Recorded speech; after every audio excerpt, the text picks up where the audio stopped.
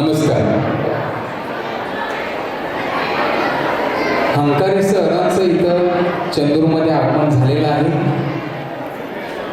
त्यांनी ते इथं आले की आपण लगेच कार्यक्रमाला सुरुवात करायची आहे.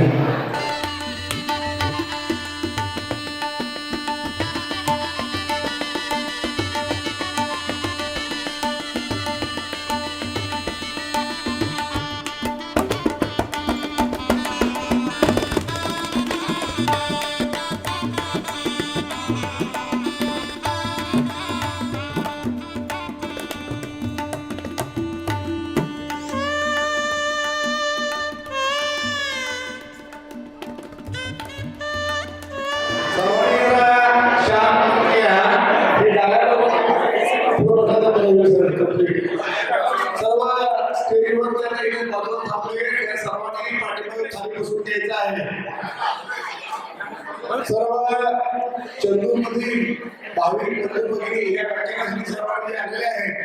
तरी सर्वांनी हॉलमध्ये यायचं आहे. आजच्या व्याख्यानाचे सर्व प्रमुख पाहुणे इथे चंदूरमध्ये आलेले आहेत. तर सर्व या व्याख्यानात आलेल्या सर्व भाविक बंधू आणि भगिनींचं चंदूर ग्रामस्थांचं सर्वांचं महासिद्ध जन्मोत्सव आणि महाशिवरात्री उत्सव मंडळ यांनी हा जो कार्यक्रम आयोजित केला आहे. त्या कार्यक्रमाचे सर्व आयोजक मंडळीच्या वतीनं सर्वांचं मी परत एकदा हार्दिक स्वागत करतो. सर्व महिला मंडळी आणि ते पुरुष मंडळी म्हणजे उपस्थित व्हावे आहेत. सर्वांनी हॉलमध्ये येऊन बसावं.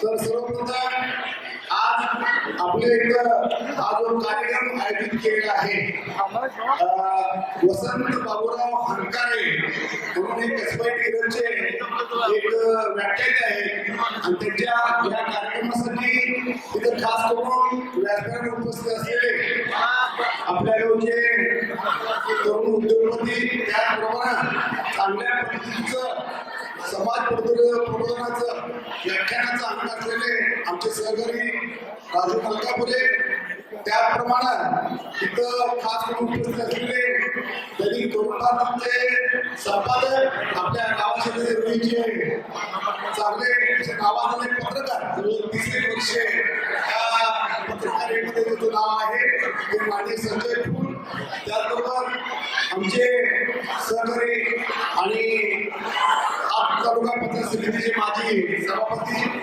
माननीय धोळाप्पा पुजारी, त्याचप्रमाणे आमचे उद्योजक मित्र दिलीप पाटील व्यासपीठावर उपस्थित आहेत. आता कार्यक्रमाचं निश्चित टायमिंग 4 ते 4:30च्या दरम्यान कार्यक्रम चालू व्हायला पाहिजे होता आणि प्रमुख पाहुण्यांना त्यांच्या वेळेच्या व्यस्ततेमुळं जरा यायला वेळ झाला, म्हणून आम्ही कार्यक्रम चालू करतो आणि व्याख्याते इथं आलेले ते आलेले त्याचं डायरेक्ट व्याख्यान चालू होईल. तर पूर्वीची जी स्वागताची किंवा बाकीचे जे काम आहे ते आपल्याला उठवून घ्यायचं आहे. सर्व महिला मंडळी बराच वेळ झाला किंवा तुम्ही आला, वेळ झालेला आणि त्यामुळं कार्यक्रमाचं पुढचं डायरेक्ट आले ते हंकारे साहेब बोलायला चालू करतील अशा प्रकारचं निर्णय केलेला आहे. हॅलो या ठिकाणी इतरांची कन्या महाविद्यालयाच्या प्राचार्या आदरणीय प्रेषला कदम मॅडम उपस्थित आहे. मी मॅडमला विनंती करतोय, मॅडम प्लीज आपण व्यासपीठावरती यायचं. प्रेषला कदम मॅडम प्लीज आपण व्यासपीठावरती यायचं. मॅडम त्याचप्रमाणे आपले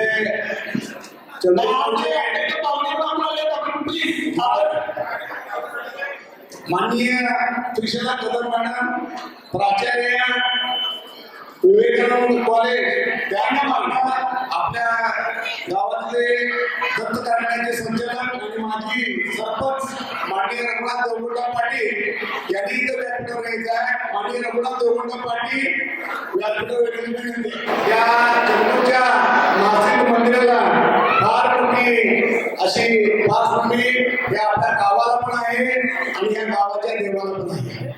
तर आपल्याला सगळ्यांना अभिमान वाटण्यासारखं आपल्या गावातले महासिद्धाचं देवस्थान आहे. आपण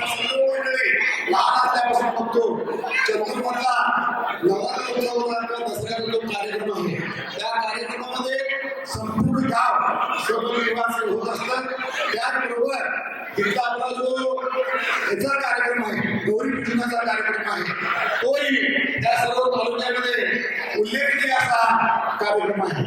त्याचबरोबर आमच्या गावामध्ये तिथं आता सर्वांना माहिती असेल की 90-95ला तिथं महाराष्ट्र शासनानं हुतात्मा स्मारक बांधण्याचं काम चालू केलं.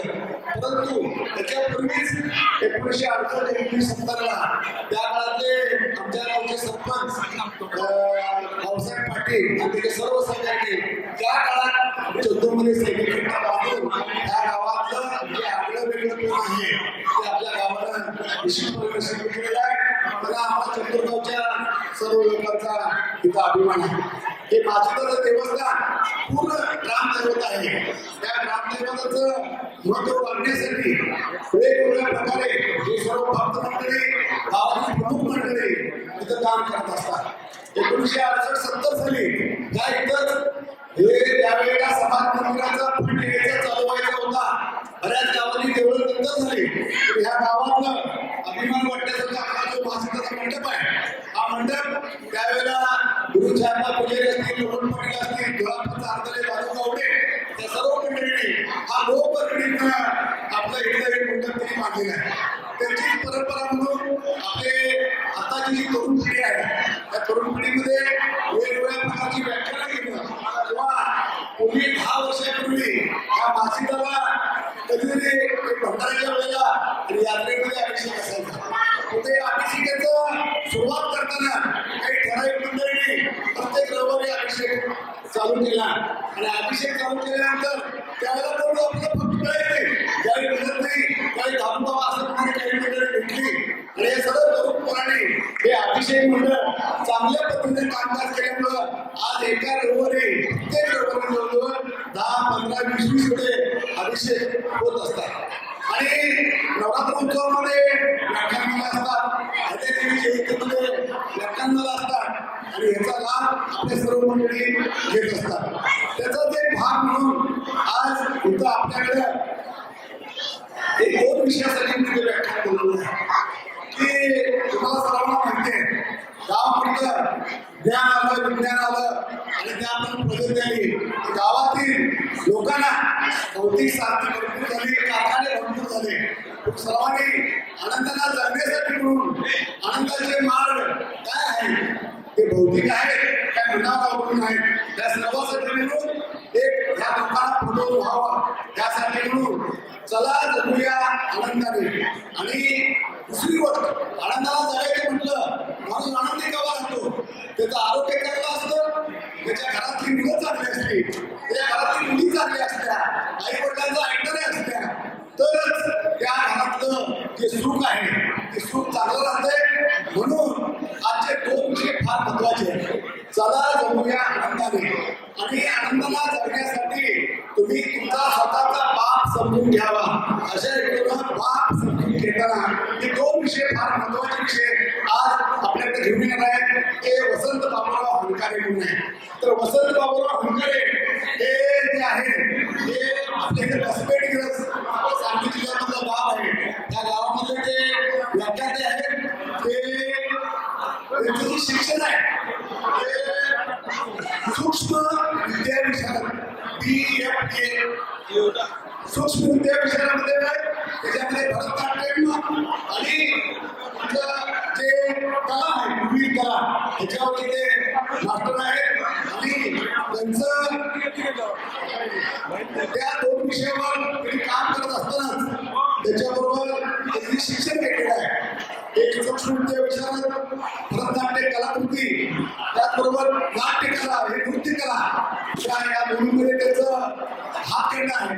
आणि त्यांची जी मुलं आहेत पंडित प्रसाद कुलकर्णी आणि पद्मभूषण डॉक्टर गणक रेणके या 2 गुरुंच्याकडे त्यांना विद्याभ्यास केलेला आहे. हे 2 गुरु आपल्याला सर्वांना माहिती आहे की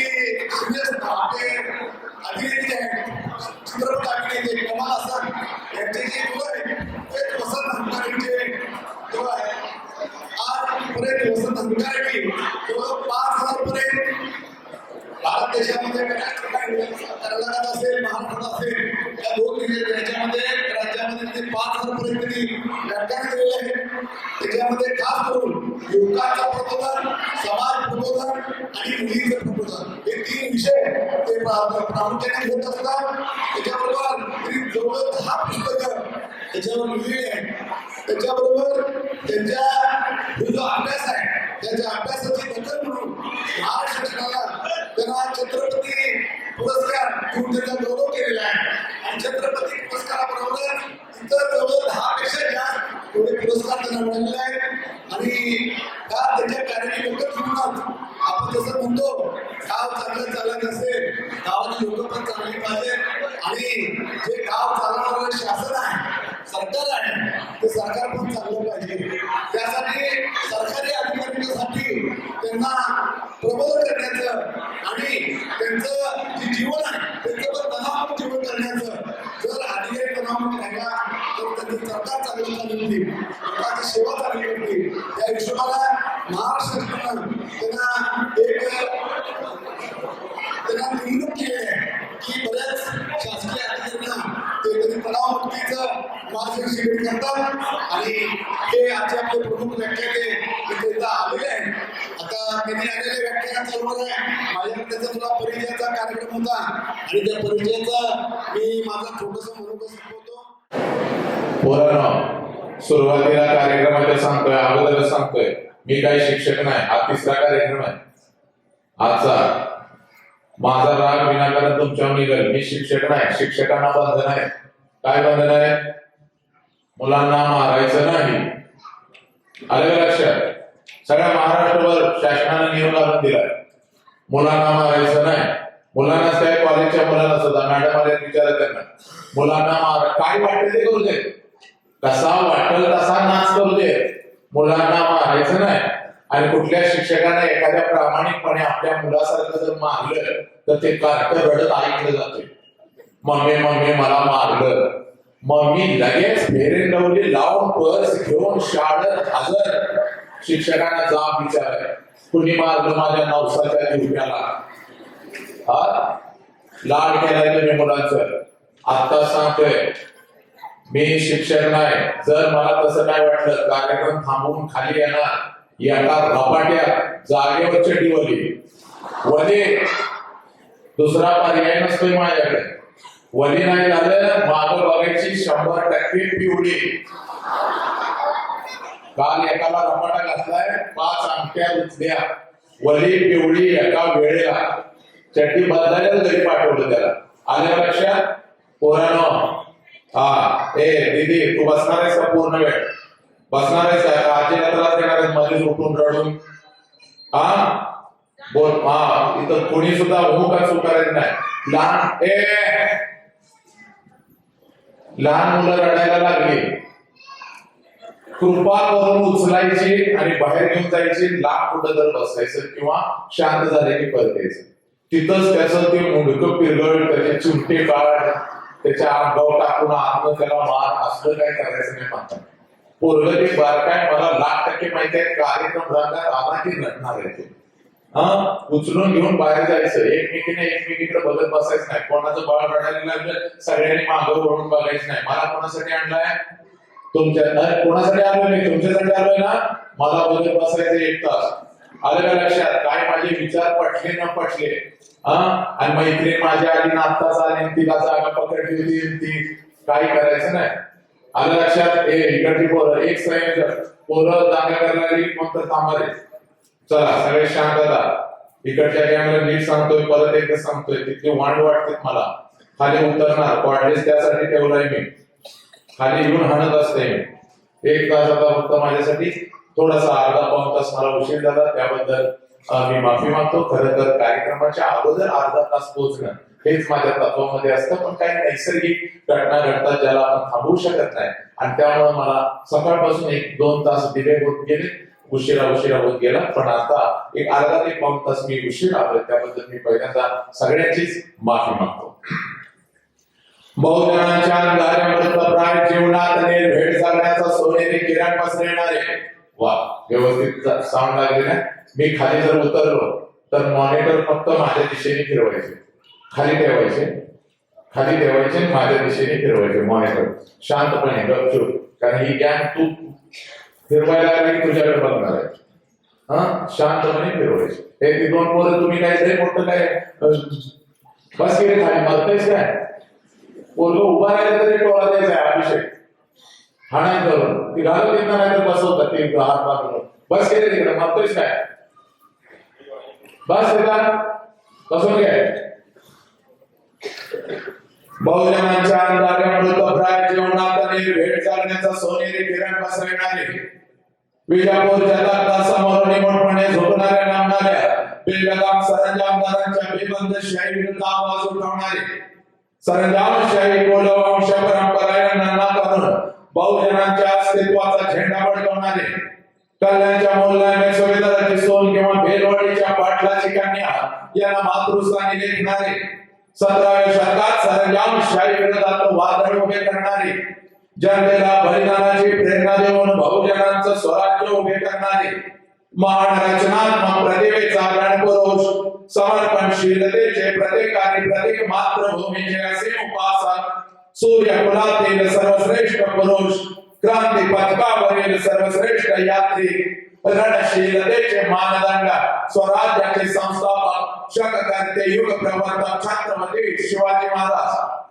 संपूर्ण स्वराज्याचे ज्ञानपीठ विचारपीठ प्रेरणापीठ म्हणजे महासाहेब जिजाऊ स्वराज्याचे स्वप्न पाहून ते छत्रपती शिवाजी महाराजांच्या मनावरती कोरणारे आमचे आबासाहेब म्हणजे शहाजीराजे भोसले बुद्धिमान पराक्रमी अभ्यासू जिज्ञासू चारित्र्य संपन्न आणि छत्रपती शिवाजी महाराज यांनी तयार केलेले शिवराज्य शिवनीती आणि शिव धर्माच्या रक्षणासाठी अखेरपर्यंत लढणारे आमचे शंभूराजे शिक्षणाचे ज्ञानगंगा जनसामान्यांच्या घरापर्यंत गरिबांच्या हृदयापर्यंत पोहोचवणारे आमचे महात्मा ज्योतिराव फुले क्रांतीज्योती सावित्री आई कमवानी शिका महामंत्र मुलांच्या मनामध्ये रुजवून त्यांचा माणूस जागे करणारे आमचे कर्मवीर भाऊराव पाटील मौमेना होणे आम्ही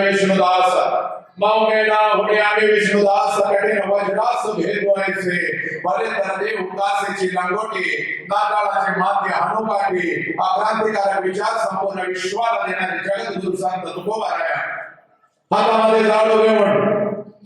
जाडू घेऊन स्वच्छ ते माणसांचे अंतर्मने स्वच्छ करणारे आपले संत गाडगे बाबा आणि आपल्या लेखणीच्या जोरावरती संपूर्ण विश्वाला मानवता समता बंधुत्वता हा महामंत्र देणारे विश्वरत्न डॉक्टर बाबासाहेब आंबेडकर यांना विनम्र अभिवादन करून एक मुखाने आपण सर्वजण बोलू बोला छत्रपती शिवाजी महाराज के बोला भारत माता के बोला छत्रपती श्रीमंत धर्मवीर संभाजी महाराज के बोला रमाई के बोला जिजाऊ के बोला राष्ट्रमाता हिल्याई देवी के जय आले पण सगळे झोपल्यासारखे दुपारचं जेवण आणलेलं खिचडी जोरात खाल्ल्या साबुदाण्याचे वडे तळून हाणलेले रात्री आणि ढीकभर करून ठेवलेला आहे दुपारच्या ह्याच्यात येऊन बसलोय आपला जय म्हणायचा म्हणून जय असला जय जयकार मला नको आहे जय जयकार कसा आला पाहिजे माझ्या हरिजयाचा जय जयकार कसा आला पाहिजे माझ्या छत्रपतीचा जय जयकार कसा आला पाहिजे कसा आला पाहिजे काळजातून आला पाहिजे पेटीच्या देठापासून आला पाहिजे हा सगळा मंडप दुमदुमला पाहिजे घुमला पाहिजे असा जय जयकार पाहिजे लक्षात घ्या याला कृतज्ञता म्हणतात या माऊलीनं आमच्यासाठी काय केलं ज्या क्रांतिकारकांनी मी नाव घेतले त्यांनी आमच्यासाठी काय केलं लक्षात घ्या याला कृतज्ञता म्हणतात ज्या आईनं मला जन्म दिला त्या आईनं माझ्यासाठी काय केलं ज्या बापानं मला जन्म दिला त्या बापासाठी मी काय केलं ज्या राष्ट्राचं नाव सर्वप्रथम मी माझ्या मुखावरती घेतो त्या राष्ट्रानं राष्ट्रासाठी मी काय केलं याला कृतज्ञता म्हणतात नाव घेतलं छत्रपतीचं नाव घेतलं आई नाव घेतलं माझ्या सावित्री माईचं नाव घेतलं माझ्या तुकोबारायांचं नाव घेतलं माझ्या विश्वरत्नांचं नाव घेतलं माझ्या महात्मा ज्योतिराव फुलेंचं आणि या महामानवांनी स्वतःचा चार व्यक्तीचा संसार केला नाही तर अखंड राष्ट्राचा संसार केला म्हणून तुम्ही आम्ही इथं ताट मांडणं बसलेलो आहोत लक्षात घ्या तुमचे आमचे महान आज ताट आहे तुम्ही आम्ही आनंदात आहोत का आहोत तर या महामानवाच्या मुळे या क्रांतिकारकांच्या मुळे त्यामुळे यांचा जय जयकार कसा झाला पाहिजे एकदम जोश पाहिजे इथं बसलेली प्रत्येक माता प्रत्येक बंधू आणि प्रत्येक युवा दोन्ही हाताच्या दोन्ही मुठी करायच्या, पाठीचा कानात ते ताट ठेवायचा. चला, माझ्या व्याख्यानाची सुरुवात अखंड महाराष्ट्रावर अशीच असते. मरगळलेल्या वटवाघळासारखं माझ्या पुढे कोणी बसायचं नाही. आता म्हणतोय का मग म्हणतोय घड्याळ्या चेहऱ्यावर इथं कोणी बसायचं नाही. एकदा चेहरा ठीक पाहिजे, त्यात 8 मार्च आहे. कसं पाहिजे? हा भाजी दिसायला पाहिजे नाही. बसलाय आपला असं. चला, सगळ्यांनी चेहऱ्यावरती तेज पाहिजे आणि दोन्ही हाताच्या दोन्ही मुठी करायच्या, खांद्याजवळ ठेवायच्या. चला सगळ्यांनी, चला दोन्ही हाताच्या दोन्ही मुठी आणि आपल्या खांद्याजवळ ठेवायच्या. सगळे म्हणतोय प्रत्येकाने जे जे काय जोरात करायचं सगळ्यांनी बोलत. चला, हा दोन्ही हाताच्या दोन्ही मुठी करायच्या, खांद्याजवळ ठेवायच्या, पाठीचा ताट पाठीमध्ये बसलेली मंडपातली. तुम्हाला जरा आज हात काय घ्या, 1 मिनिट. आज 8 मार्च आहे. आज 8 मार्चच्या दिवशी अगोदर सुरुवातीला सांगतो, व्याख्यानाच्या सुरुवातीला. परत तुम्ही म्हणाल वसंतांकडे आला, त्याला कुणी आणलाच त्यांना आम्हाला अगोदर का सांगितलं नाही. तिकडे घ्या, लक्षात घ्या, माझ्या जिभेवर वाचासिद्धी आहे. 8 मार्चला तर ती वाचासिद्धी एकदम तीक्ष्ण होते. वाचासिद्धी म्हणजे काय? मी जर एखाद्याला चुकून शाप दिला, माझा शाप 100% लागतो. त्यामुळे घरातली माझ्या नादाला लागत नाही. माझी बायको मला काय बोलत नाही, माझी आई मला काय बोलत नाही, कारण चुकून मी शाप दिला तर 100% लागत असतो. आणि 8 मार्चला तर तो शाप 100% लागतो. आणि आजचा शाप असा आहे सगळ्यांच्यासाठी, जो कोणी जय जयकार चेहऱ्यावर तेज आणून दोन्ही हाताच्या मुठीला जोरात जय जयकार करणार नाही, संध्याकाळपर्यंत त्याचा फोटो भिंतीवर लागणार. संध्याकाळपर्यंत 1 तासातच त्याच्या छातीत दुखायला लागणार, लोळायला लागणार. डॉक्टर म्हणणार याला मेजर अटॅक आला, गायब होणार. संध्याकाळपर्यंत भिंतीवरती फोटो. आणि नवरा तुझा उगच रडणार, गेली चांगली होती, नालाय काय ते उगच रडणार. त्यामुळे नवऱ्याला छान द्यायचं असेल आणि पाठीमागं बसलेले सगळे पुरुष मंडळी एकदम हसत जोरात जय जयकार, नाहीतर संध्याकाळी बायको बरोबर 2 घास खात नाही बघतो. आलं लक्षात? चला, आता जोरात हात आणि हात दाब, फक्त कॅमेरामन सोडून सगळ्यांनी जय जयकार करायचं, नाही कॅमेरा आपल्या जोरात स्वतःला. चला, जोरात एकदम फसलास. बोला छत्रपती शिवाजी महाराज के, बोला भारत माता के, बोला हिल्याई के, बोला सावित्रीबाई के, बोला विश्वरत्न बाबासाहेब आंबेडकरांचा, बोला छत्रपती श्रीमंत धर्मवीर संभाजी महाराज के.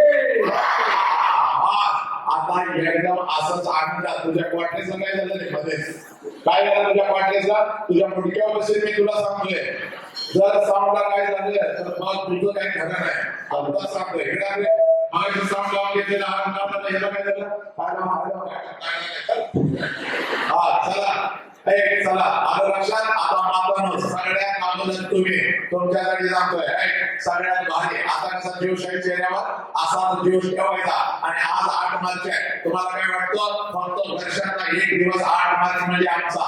अजिबात नाही. वर्षाचा 1 दिवस तुमचा नाही, वर्षाचा प्रत्येक दिवसाचा प्रत्येक क्षण तुमचा आहे. लक्षात घ्या, तुम्ही आहात म्हणून आम्ही आहोत. ज्याची जाणीव अगोदर तुम्हाला फक्त 1 वर्ष नाही, 1 वर्ष नाही. तू आनंदात तर आम्ही आनंदात आहोत. त्यामुळे आज काय करायचं? मस्त नवऱ्याला सांगून आलेस, मला माहिती आहे 1,00,000% त्याला सांगून आलेस. 4ला कार्यक्रम सुरू होणार आहे, 5ला कार्यक्रम संपतोय, 5:30 पर्यंत मी आलेच हो, काळजी करू नका. ते वाट बघत बसलेला असेल. आताच 5, 5:30 वाजले, अजून का आली नाही. तुला फोन करणार, तू अजिबात घाबरत नाही. फोन बघायचा कटच करून टाकायचा त्याचा फोन. त्याच्याकडे आज बघायचं नाही. आणि घराकडे गेल्यानंतर आता फेक जायचं नाही. आलो थांबावं, चार्टर देणार. घराकडे जायचं ते रागात पुढावं नाही. त्याला म्हणायचं चल भाग्यवाट हवा आणि ते म्हणायचं. आज मला कळालेला आहे आनंद आयुष्याचा काय असतो. माझा भाव आला होता वसंता, मला आनंद शिकवून गेलेला आहे.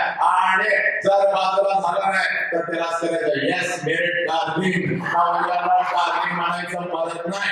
जर आनंदी ठेवायचा असेल तर एकदम प्रेमाने त्याला डार्लिंग म्हणायचं, जवळ करून घ्यायचं.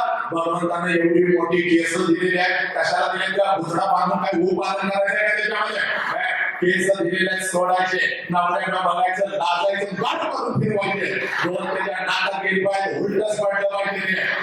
आणि मग सासू पुढे येणार लगेच. सासू पुढे आली की नेहमी सारखं सासूकडे बघून तोंड मोडायचं नाही, नाक मोडायचं नाही. सासूकडे बघायचं, हसायचं, नाच करायचं. आत्या म्हातारी पडली पाहिजे खाली. आवाज दे रे, आवाज दे जरा. म्हातारी खाली पडली पाहिजे. म्हातारी खाली पडली की गप्पा बसायचा नाही. म्हातारी खाली पडली की तिच्या शेजारी बसायचं आणि दुसऱ्या गाडीचा मुका घ्यायचा. आत्या म्हातारी लोळली पाहिजे. घडा घडा घडा घडा. नवऱ्याला बोलवली पाहिजे, म्हणणारी पाहिजे नवऱ्याला. आमुषाला उद्या सुरू होणार आहे. आजच तिच्या अंगात आले. मग लगेच सासूला आणि आपल्या नवऱ्याला म्हणायचं माझ्या अंगात आलंय, पण आनंदाचं वारं माझ्या अंगात आलंय. आजपासून या घरामध्ये कोणी कोणाचा द्वेष करायचा नाही, कोणी कोणाबद्दल वाईट बोलायचं नाही. आजपासून या घरामध्ये फक्त आनंदाने आनंदच असेल. एवढ्या आनंदानं मातानं तुम्ही जगायचं. कारण का मी तुझ्या भावासारखा आहे. भावासारखा नाही, मी तुझा भावच आहे. मी तुझा मुलगा आहे. लक्षात घे. म्हणून सांगतो तेव्हा तू जर आनंदी परारिता लिहून घ्यायचं. सगळ्या मातांनी काळजावरती लिहून घ्यायचं. माते लक्षात घे. तू जर आनंदी तर घरातला प्रत्येक व्यक्ती आनंदी. घरातला प्रत्येक व्यक्ती आनंदी तर माझं कुटुंब आनंदी. माझं कुटुंब आनंदी तर माझं गाव आनंदी. आणि माझं गाव आनंदी तर माझा देश आनंदी. लक्षात घे. म्हणजे फक्त चूल आणि मोल यासाठी तू नाही मावली. हे चूल आणि मोल यासाठी तू नाही. पाळण्याची दोरी फक्त तुझ्या हातामध्ये नाही, तर अखंड राष्ट्राची दोरी जशी माझ्या अहिल्याने हातामध्ये घेतली आणि सगळ्या राष्ट्रासाठी काम केलं, अगदी तसाच राष्ट्राची दोरी तुझ्या हातामध्ये आहे. त्यामुळे तू आनंदी पाहिजे. आज आलोय ना मी, आलं हसायला. शेकडोच्या संख्येने आलेले हजार एक माता इथं माझ्या समोर बसलेले. आलं हसायला, चोरून हसायचं नाही. आलं हसाय बिनधास्त हसायचं. दात काढून हसायचं. फार फार हसायचं. तेवढं असं फुसून करून हसायचं नाही बाबा. हा तुला आता सांगतोय, आलं हसायला एवढ्या जोरात हसायचं किडलेली दात शेजारणीला दिसली तरी चालते. तो जोरात हसायचं. हसता हसता तिला टाळी द्यायची, पडली तरी चालते, पण तो हसायचं. हसत असताना फक्त मांडीचं पोरगं तेवढं आदलायचं नाही धरून. रत्नागिरीच्या कार्यक्रमात एक माता एवढी हसायला लागली, मांडीवरचं पोरगं धरलं दान करून तिनं आदळलं. आणि तुम्हाला हे कळत नाही का, एवढी मी आता माझ्या मिळत नाही तरी सुद्धा तारीख दिली. काय वाटेल ते करून दुपारच्या वेळी तारीख बसवली मी. एवढी त्यांनी सगळीकडे आवडा प्रचार केलाय. वसंत आकडे येणार, एवढं हसवतो, एवढं रडवतो. मग तुम्हाला कळत नाही का ती बारकीची शेवटी बारकी बारकी 1.5-2 वर्षाची त्याच्या बापाकडे आजच्या दिवस देऊन येता येत नव्हतं तुम्हाला. आजचा दिवस महिलांचा तरी ती बोकांडी घेऊन आलाय. माझा गाण्याने माझा सोन्याने चल तू हात लागा, तू मुतला लागा, तू करायचं. ते पोरगं पण एवढं नादाय कार्यक्रमाच्या जवळ आले की मग लगेच का मम्मीची तारंबळा बिस्किटाची बाटली कुठाय बघणं कुठल्या बसवून नादाय पोरगं पण. बापाकडे त्यांनी येत नव्हतं. बाप असले रिक्षाला मोजाळ घेऊन पडत हा करत. पुढच्या वर्षी बापाकडे द्यायचं आणि एकटं यायचं उड्या मारत. आलं लक्षात. तू मागे एकदम आनंदी पाहिजे. तिथं बसलेला कोणीही आता तणाव घ्यायचा नाही, कसलाच तणाव घ्यायचा नाही. बघ मी आलोय ना तुझ्या भेटीसाठी, बस झालं. मग आजपासून फक्त आनंद आणि आनंद. जीवन एकदम सुंदर आहे आणि अगदी सुंदर पद्धतीने जगायचं. या जन्मावर, या जगण्यावर, हा जन्म आहे ना, या जन्मावर, या जगण्यावर शतदा शतदा शतदा प्रेम करायचं. का तुला सांगतो बघ, सगळ्यांच्या वरती प्रेम केलंच माऊली. सगळ्यांच्या वरती प्रेम केलंच. घरातल्या एवढ्या छोट्याशा भांड्याला सुद्धा जीव लावलास. भांड, त्या भांड्यांना एखादी भाजी घालून शेजारणीला दिलीस तर 100 वेळा मागायला जातेस, माझी वाटी दे, माझं भांड दे, माझं भांड दे. शेजारणी पण म्हणते मी काय करते त्यात घालते मग तुला देते. ती काय भांड देत नाही, तुझा काय जीव घरात लागत नाही. रात्रीच्या 1:30 वाजता सुटतेस नवऱ्याला म्हणते माझं भांड तुम्ही घेतले बघा, मी ना झाले बघा. नवरा म्हणते बाई 2 आणून देतो गप्पा नाही, ते 2 तर ते असतात ते पण पाहिजेच मला. भांड्यावर, घरातल्या कुत्र्या मांजरांच्यावर तो प्रेम केलं, छोट्या भांड्यावर तो प्रेम केलं. पण माऊली स्वतःवर प्रेम करायचं मात्र राहून गेले. स्वतःला न्याय द्यायचा मात्र राहून गेले.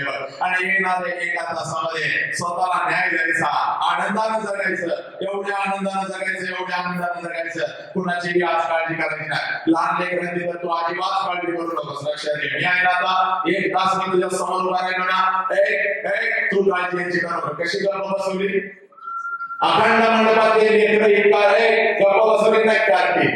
तुला घरात गप्प बसते खरं सांग किती दंगा करते, किती दंगा करते 7 वाजता तू स्वयंपाकाला सुरू करतेस बस 7 वाजता स्वयंपाकाला सुरू करतेस आणि तुला नुसता स्वयंपाक करायचा असतो का मागे किती काम असतात तुला इकडे स्वयंपाक करायचा इकडे मालिका बघायची असते बघ तुला कारण ती मालिकाचा भाग चुकला की उद्या त्याचं कनेक्शन लागत नाही बघ ही मालिका पण एवढ्या चांगल्या माझा रंग पिवळा हिचा रंग निळा तिचा रंग कुठला एक तर मालिका आई कुठं काय करते त्यात कोण कोणावर किती लग्न करायला लागले हेच कळणार झालं कोण कुठं पळून चाललाय कोण कधी येऊन कुणाला भेटतोय काय कळना तरी सुद्धा महाराष्ट्राने डोक्यावर घेतल्या या मालिका बैल माते आणि मग तू स्वयंपाक करत असेल तर तुझं लेकरून येते बघ आणि मध्ये रडते लगेच त्याला कशी करतेस दात भट्ट्या खाऊन त्या पोराला कशी करतेस बस की आता स्वयंपाक चाललाय बा येईल की आता आल्याने गिळायला मागतोय काय घालू नाहीतर पुन्हा दंगा करतोय जर की जरा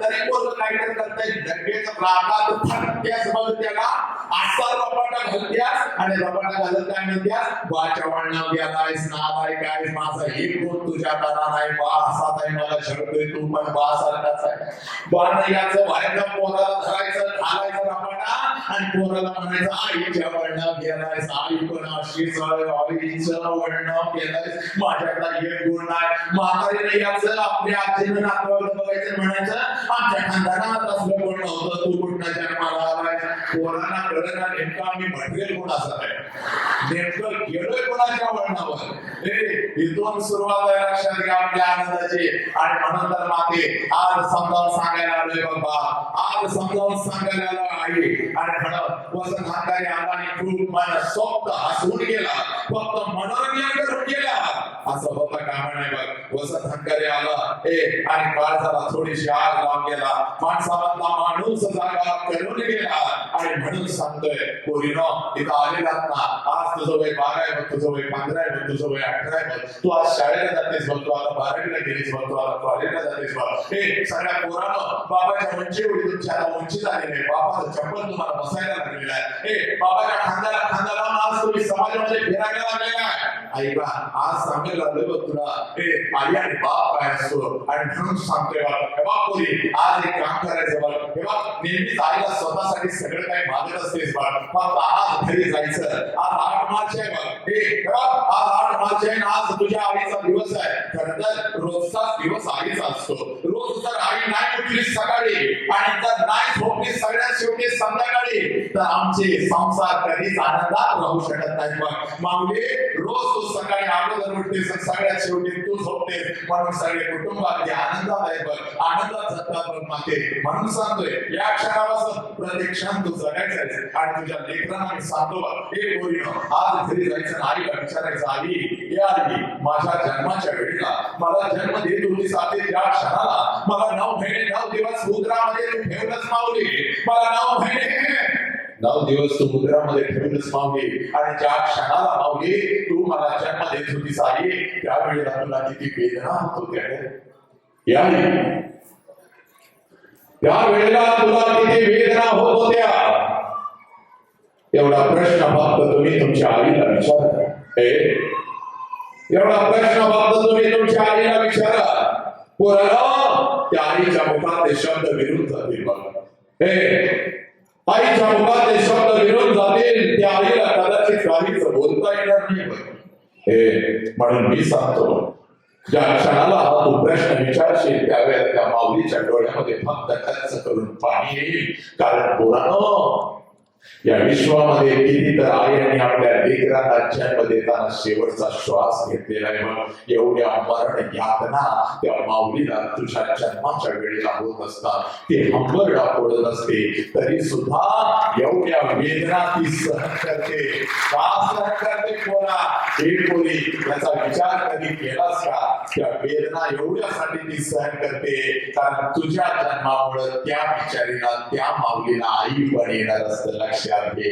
आई म्हणून ती आता मिरवणार असते आणि म्हणूनच कोणीतरी एखादा जीव तिला आई म्हणून हात देणार असतो आणि म्हणून एवढ्या अनंत मरण यातना ती माऊली सहन करत असते पण आणि हे पोरी हे पोरा तुझ्या दाराचा पहिला पापा हे बा तुझ्या गालाचा पहिला मुका, तुझ्या गालाला पहिला स्पर्श जर कोणी केला असेल या विश्वामध्ये तर त्या माऊलीचं नाव आई आहे पुरी, त्या माऊलीचं नाव आई आहे. आणि तुला अलगद हातात घेतल्यानंतर तुझ्या गालावर पहिल्यांदा अश्रूचा थेंब जर कोणाचा पडला असेल तर त्या देव माणसाचं नाव बाप आहे पुरी, त्या देव माणसाचं नाव बाप आहे. हा आई आणि बाप तुझ्या काळजावरती आज पेरायला आलोय बा पुरी.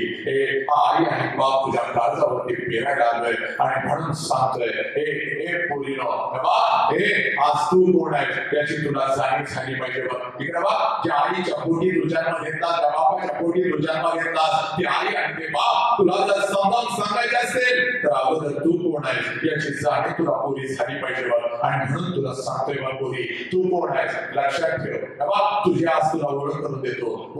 बापाच्या उंची एवढी आपली उंची झाली, बापाचं चप्पल आपल्याला बसायला लागलं. म्हणजे बापा एवढ्या वेदना आपण कधीच सहन करू शकत नाही. बघ पोरा, हे पोरी, पुण्याच्या रस्त्यावरून एक माता चालली होती बघ, जिची प्रतिमा आज आम्ही पोचतो बघ. फक्त तिची प्रतिमा आम्ही पोचतो बघ, तिला भिंतीवरती आम्ही टाकतो बघ, पण तिच्या विचारांचं काय, तिच्या प्रेरणेचं काय, तिच्यापासून आम्ही घेतलं काय, तिने केलेला संघर्ष आम्हाला आठवतो का? पोरीनं नाही आठवत, नाही आठवत. या 21व्या शतकामध्ये तुला आज सांगून जातो बघ. पोरी, पुण्याच्या रस्त्यावरून एक माता निघाली होती बघ. पुण्याच्या रस्त्यावरून एक माता निघाली होती बघ. हातामध्ये एक पिशवी होती बघ. हातामध्ये एक पिशवी होती, पिशवीमध्ये एक लुगडं होतं बघ. हे माते, हातामध्ये एक पिशवी होती, पिशवीमध्ये एक लुगडं होतं आणि ते लुगडं आणि माता हे चालत होती बघ. पुण्याच्या रस्त्यावरून ती माता चालत होती बघ. हे 150 वर्षापूर्वी पुण्याच्या रस्त्यावरून एखाद्या स्त्रीनं चालायचं हे समाजाला मान्य नव्हतं बघ. हे समाजाला मान्य नव्हतं बघ. आणि म्हणून समाज तिच्या अंगावरती चिखल फेकत होता बघ. समाज तिच्या अंगावरती शेण फेकत होता बघ. चिखलाचा मारा करत होता बघ, दगडांचा मारा करत होता बघ. ती माता सगळं काही सहन करत होती. ती माता सगळं काही सहन करत होती आणि आपलं प्रत्येक पाऊल पुढाने पुढं उचलून टाकत होती बघ. एका पडक्या वाड्यामध्ये जात होती. मनाला अनंत यातना होत होत्या, शरीराला अनंत यातना होत होत्या. सगळ्या यातना सहन करावं ती माऊली पिशवीतलं लुगडं अंगावरती चढवत होती आणि शेणाने आणि चिखलाने माखलेलं लुगडं ती माऊली दूर करत होती. आणि समोर बसलेल्या 8-10 लेकींना ती माझी सावित्री शिकवत होती. म्हणून आज या देशामध्ये लाखो सावित्री तयार झाल्यावर पुरुषांच्या खांद्याला खांदा लावून आज लढू लागल्यावर त्यांना न्याय मिळाला बघ. हे माते, हे पोरी, ती सावित्री आहे म्हणजे तू आहेस ग पोरी, ती सावित्री आहे म्हणजे तू आहेस बघ. तू एवढी स्वस्त नाहीस पोरी. कोणी पण यावं प्रेमाच्या जाळ्यामध्ये तुला फसवावं. परत एकदा आई बापाला जे सांगता येत नाही, आईला जे सांगता येत नाही, तुझ्या शिक्षकांना जे सांगता येत नाही ते आज ठामपणे अखंड महाराष्ट्रामध्ये हे नरड तोडून सांगायला लागलोय बघ. पोरी तू एवढी स्वस्त नाहीस पोरी, पोरी तू एवढी स्वस्त नाहीस. कोणी पण यावं तुझ्या शरीराचा उपभोग घ्यावा. तुला तुझ्या आई बापाच्या तोंडावर थुंकायला लावावं, तुला रातोरात घेऊन जावं. तुझ्या शरीराचा उपभोग घेतल्यानंतर तुझ्या शरीराचे तुकडे तुकडे करावे, कुत्र्या मांजरांना खायला घालावे, फ्रीज मध्ये भरून ठेवावे. पोरी यासाठी तुझा जन्म नाही. तू कोण आहे याची जाणीव तुला करून देतो बघ. तुझा बाप कोण आहे, तुझी आई कोण आहे याची तुला जाणीव झाली पाहिजे बघ. पोरी 5 लाखाचं सैन्य घेऊन औरंगजेब या स्वराज्यावरती चालून आला होता. माझ्या लेकीनो ऐका, तुम्ही कोण आहात, तुमच्या अंगामध्ये रक्त कोणाचं आहे. पोरी 5 लाखाचं सैन्य घेऊन या स्वराज्यावरती औरंगजेब चालून आला होता बघ.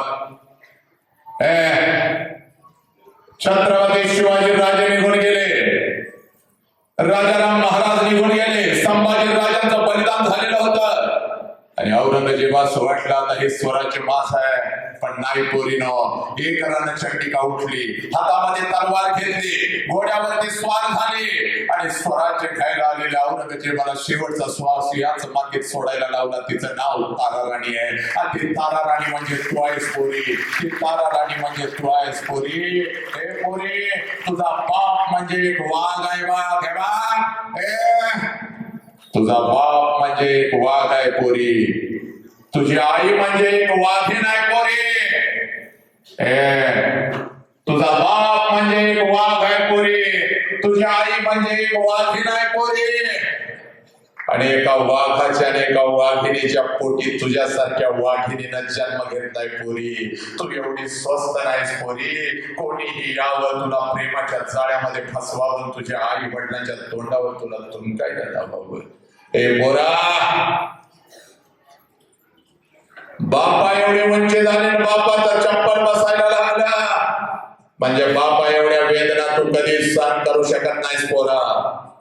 हे बघ, 12 वर्षाचा पोरगा जालियनवाला बागेमध्ये जाता बघ, इंग्रजांनी गोळीबार केलेला असतो. इंग्रजांनी गोळीबार केलेला असतो. जालियनवाला बागेमध्ये ते पोरग जाता बघ, रक्ताच्या थारोळ्यात पडलेल्या माझ्या भारतीयांच्या रक्ताने माखलेली ती माती हातामध्ये घेत आणि पळत पळत आपल्या आई जवळ येत. ती आई विचारते, बेटे क्या है तेरे मुट्ठी में, बेटे क्या है तेरे मुट्ठी में. त्यावेळेला ते पोरग आपल्या आईला मातीत दाखवत म्हणतं, माँ मेरे भारतीयों के खून से रंगी हुई ये मिट्टी है माँ, और मैं इसका बदला जरूर लूंगा माँ. आणि तेच पोरग वयाच्या 23व्या वर्षी इन्कलाब जिंदाबादचा नारा देत फासावरती जातो, ज्याचं नाव भगत सिंग आहे. आणि पोरा, तो भगत सिंग म्हणजे तू आहेस बघ पोरा, तो भगत सिंग म्हणजे तू आहेस बघ पोरा. आणि म्हणून तुला सांगतोय बघ पोरा, आई बापानं केलेल्या कष्टाचं पान फेडण्याची हीच ती वेळ आलेली आहे पोरानो. आई बापानं केलेल्या कष्टाचं पान फेडण्याची हीच ती वेळ आलेली आहे. पिढ्यान पिढ्या आम्हाला स्वराज्य नव्हतं बघ आई. पिढ्यान पिढ्या आम्हाला स्वराज्य नव्हतं बघ, आता आम्हाला स्वराज्य मिळालेलं होतं. त्या स्वराज्याला राजा नव्हता, आता आम्हाला राजा मिळाला होता. प्रत्येकानं ऐकायचं आहे, प्रत्येक आईनं ऐकायचं आहे. इथं बसलेल्या प्रत्येक बापानं ऐकायचं आहे. इथं बसलेल्या माझ्या प्रत्येक लेकीनं ऐकायचं आहे. आईला आई पण कधी येतं आणि बापाला बाप पण कधी येतं. याचं ज्वलंत उदाहरण आज तुझ्या समोर मी ठेवतो बघ. माझ्या राजाचा राज्याभिषेक असतो, माझ्या छत्रपती शिवाजी राजाचा 32 मान सोन्याच्या सिंहासनावरती माझा राजा बसलेला असतो बघ. 32 मान सोन्याच्या सिंहासनावरती माझा राजा बसलेला असतो बघ. डोक्यावरती शिरावरती जिने टोप आहे, कमरेला तलवार आहे, भरजरी वस्त्र घालून महाराष्ट्राचा हा वाघ 32 मान सोन्याच्या सिंहासनावरती बसलेला आहे बघ. आणि समोरच्या सिंहासनावरती आऊची जाऊ बसल्या होत्या.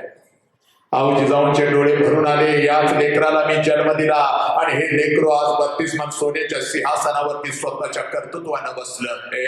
आऊजी जाऊनच्या डोळ्यामध्ये अश्रू आले, मोत्यासारखे अश्रू, मोत्यासारखे अश्रू टप टप टप टप टप टप सिंहासनावरती कोसळू लागले.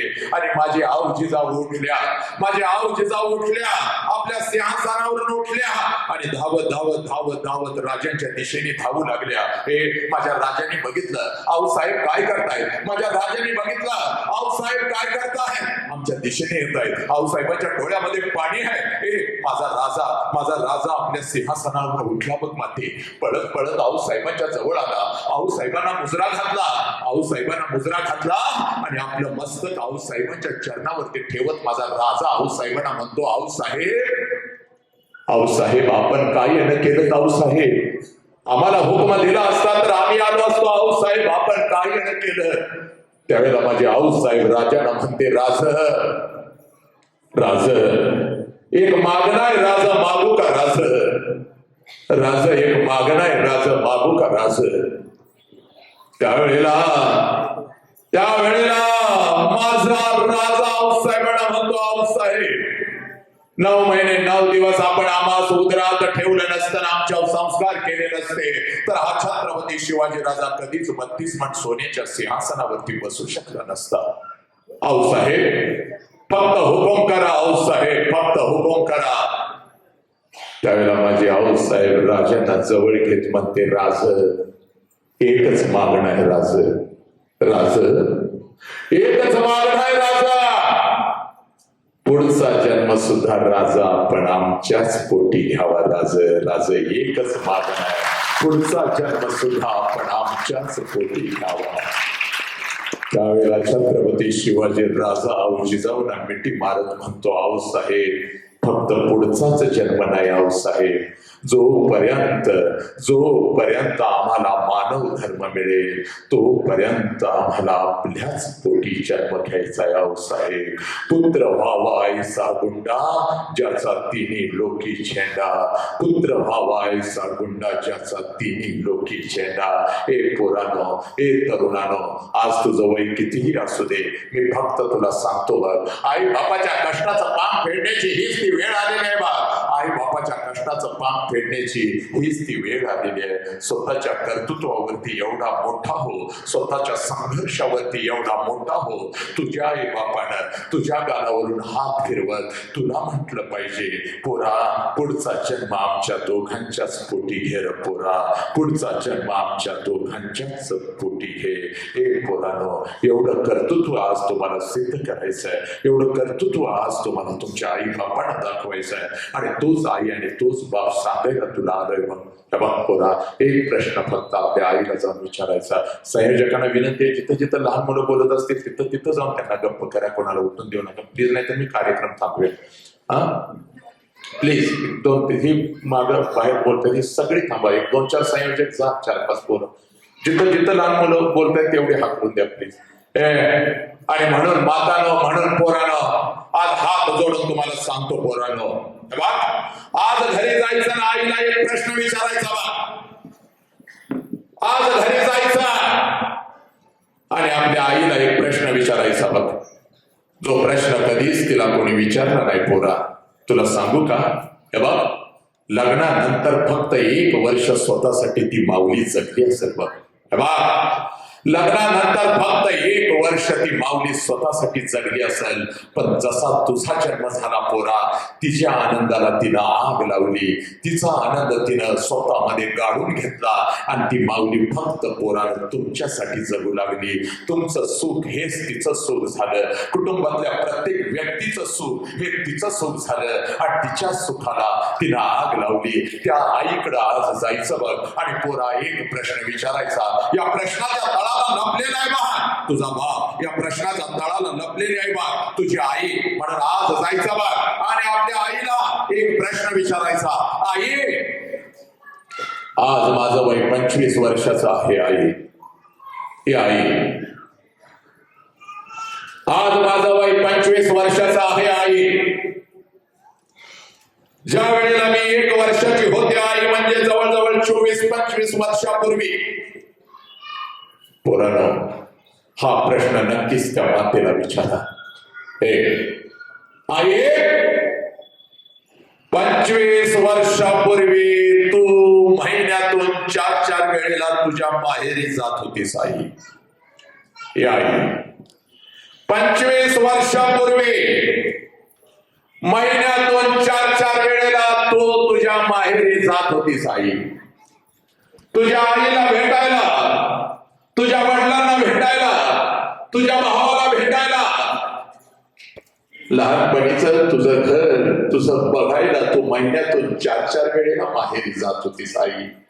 माझं वय 1 वर्षाचं होतं तर मला सुद्धा अंगा खांद्यावरती घेत होतीस आणि मला सुद्धा माझ्या आजोळी घेऊन जात होतीस, माझ्या आजीला भेटवण्यासाठी, माझ्या आजोबाला भेटवण्यासाठी, माझ्या मामाला भेटवण्यासाठी. या आई, मला सुद्धा तू घेऊन जात होतीस का आई?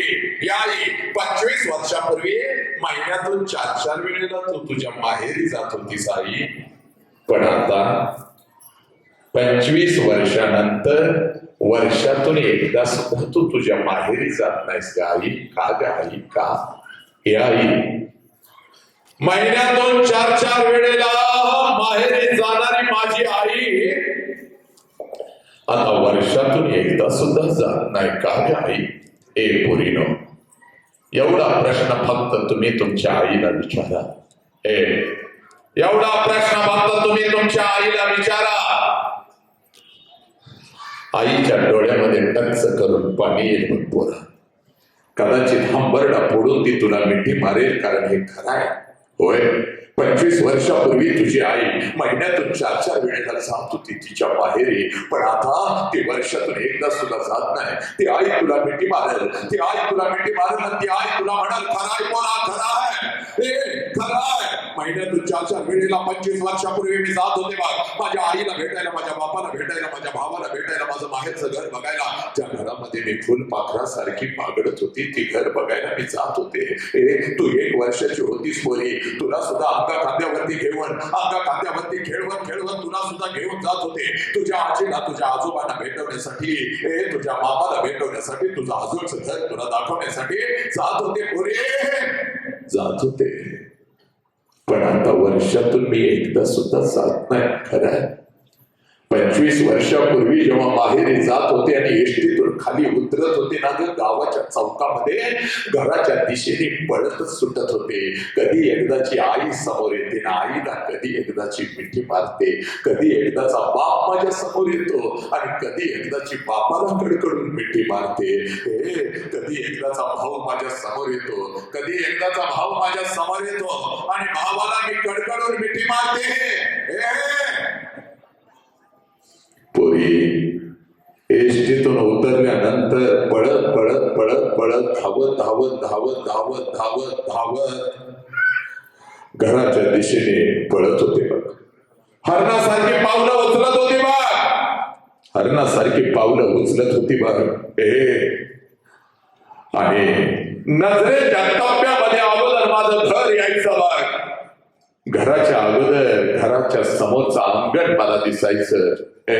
नजरेच्या टप्प्यामध्ये अगोदर माझं घर दिसायचं, घराच्या समोरचं अंगण दिसायचं आणि अंगणामध्ये मला अगोदर माझ्या बापाचं चप्पल दिसायचं. पोरी अंगणामध्ये अगोदर मला माझ्या बापाचं चप्पल दिसायचं. बापाचं चप्पल अंगणामध्ये बघितलं ना ग पोरी, बापाचं चप्पल अंगणामध्ये बघितलं की मला कळायचं माझा आबा घरामध्ये आहे, माझा बाप घरामध्ये आहे. कारण बालपण तसंच गेलं ग पोरी, बालपण तसंच गेलं. सकाळी शाळेला जायची, तिने सांजला जेव्हा घरी परत यायची आणि अंगणामध्ये मला माझ्या बापाचं चप्पल दिसलं की सरळ पळत घरात जायची. आबा उद्या तुम्हाला शाळेमध्ये बोलवलंय. आबा मला उद्या हे पाहिजे, आबा मला उद्या हे पाहिजे. माझा बाप मला जवळ घ्यायचा, माझ्या गालावरून हात फिरवत माझा बाप मला म्हणायचा, पोरी उद्या येतो की ग मी शाळेत, तुला जे हवं ते देतो ग पोरी. पोरी सकाळची शाळेला गेलेस, भूक लागली असेल, काहीतरी खाऊन तरी घे की ग, काहीतरी खाऊन तरी घे. पोरी लग्न झालं, सासरी गेले. माहेरची आठवण आल्यानंतर जेव्हा घरी येत होती ना ग, अंगणामध्ये मला माझ्या बापाचं चप्पल दिसायचं पोरी. आणि मग मी अंगणातूनच माझ्या बापाला हाक द्यायची, आबा. आणि आबा हे हाक माझ्या बापाच्या कानावरती पडताच जेवणाच्या ताटावरचा माझा बाप उठून पळत अंगणात यायचा, माझ्या हातातल्या पिशव्या घ्यायचा आणि हळूच माझ्या कानामध्ये मला विचारायचा, पोरी सासरी सगळं ठीक तर आहे ना ग पोरी, सासरी सगळं ठीक तर आहे ना ग पोरी. मी माझ्या बापाला सांगायची, आबा सगळं काही चांगलंय, तुमची आठवण आली म्हणून आले. मग माझ्या हातातल्या पिशव्या घेत लहान लेकरासारखा अंगणातून माझ्या आईला हाक द्यायचा, अगं ऐकलंस का ग, पोर आले की ग आपली. मग जेवणाच्या ताटावरची माझी आई उठून पळत बाहेर यायची. हातामध्ये एक तांब्या, दुसऱ्या हातामध्ये भाकरीचा तुकडा. माझ्या जवळ यायची, तांब्यामध्ये भाकरीचा तुकडा बुडवायची, माझ्यावरून ओवाळायची आणि तुकडा इकडे टाकून द्यायची आणि मला म्हणायची, पोरी गाल पुढं कर की गाल पुढं कर. आणि गाल पुढं केलं की आपली आटी बोट माझ्या गालावरून फिरवायची आणि कडा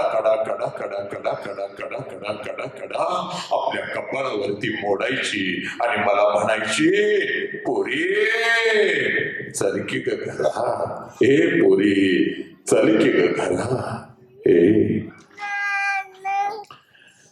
25 वर्ष उलटून गेली पोरी, 25 वर्ष उलटून गेली आणि आता जेव्हा मी माझ्या माहेरी जाते ना ग पोरी, हे पोरी, आता जेव्हा मी माझ्या माहेरी जाते ना ग पोरी, घर तेच आहे पोरी, हे पोरी, घर तेच आहे पोरी,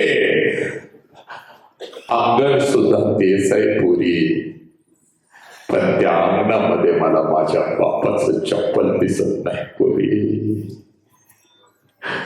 घर तेच आहे, अंगण तेच आहे, पण त्या अंगणामध्ये मला माझ्या बापाचं चप्पल दिसत नाही पोरी, माझ्या बापाचं चप्पल दिसत. अंगणातून जरी हाक दिली आबा आबा, जेवणाच्या ताटावरचा माझा बाप उठून आता बाहेर येत नाही पुरी. जेवणाच्या ताटावरचा माझा बाप उठून आता बाहेर येत नाही पुरी. माझ्या कानात आता मला विचारत नाही पुरी, कशी आहेस ना पुरी. अंगणातून माझ्या आईला आता हाक देत नाही, अंगणातून माझ्या आईला आता हाक देत नाही. आईच्या हातात मला तांबी आता दिसत नाही, तो भाकरीचा तुकडा सुद्धा आता दिसत नाही. तिची आटी बोटा माझ्या गालावरून आता फिरत नाही पोरी, माझ्या गालावरून आता फिरत नाही. हे दोन पावलं उचलून घरामध्ये प्रवेश केला की भिंतीवरती बापाचा फोटो मला दिसतो आणि काळीज माझं सर्र करत पोरी, काळीज माझं सर्र करत बघा. बाप जिवंत असताना बापाला एखादं नवीन चप्पल घेऊन आले असते तर किती बरं झालं असतं. बाप जिवंत असताना बापाला एखादा नवीन शर्ट घेऊन आले असते तर किती बरं झालं असतं. आणि बाप जिवंत असताना एखादा घास या हाताने बापाला भरवला असता तर किती बरं झालं असतं. आज लाखो रुपये माझ्याकडे आहेत बघ पोरी, ए पोरी, आज लाखो रुपये माझ्याकडे आहेत बघ पोरी. पोरी, अखंड गावाला पंचपक्वानाचं जेवण मी घालू शकते बघे पोरी. अखंड गावाला मी पंचपक्वानाचं जेवण घालू शकते, पण एखादा घास बापाच्या फोटो जवळ धरला तर फोटो तुला आता आवाज नाही येणार. पोरी कशी आहेस ग पोरी, पोरी कशी आहेस ग पोरी, पोरी कशी आहेस. आला श्वास गेला श्वास जीवा तुझर तंतर, जगन मरण एका श्वासाचं अंतर. पुराणो एकच सांग नाही आज, शाण्याला शब्दाचा मान. जोपर्यंत आई बापाचा श्वास सुरू आहे सदा, आई बापाच्या प्रत्येक श्वासावर प्रेम करा पोरांनो, आई बापाच्या प्रत्येक श्वासावर प्रेम करा. एकदा का आई बाप निघून गेला की भिंतीवरचा फोटो कधीच खाली येऊन तुला मिठी मारणार नाही बघ पोरा. भिंतीवरचा फोटो पोरी तुझ्या गालावरून हात फिरवत कपाळावरती कडा आपली बोट मोडणार नाही बघ. हे पोरी, हे बघ, उद्या डॉक्टर होशील, उद्या इंजिनियर होशील पोरी, उद्या डॉक्टर होशील, उद्या इंजिनियर होशील, उद्या वकील होशील, उद्या करोडो रुपये कमवशील.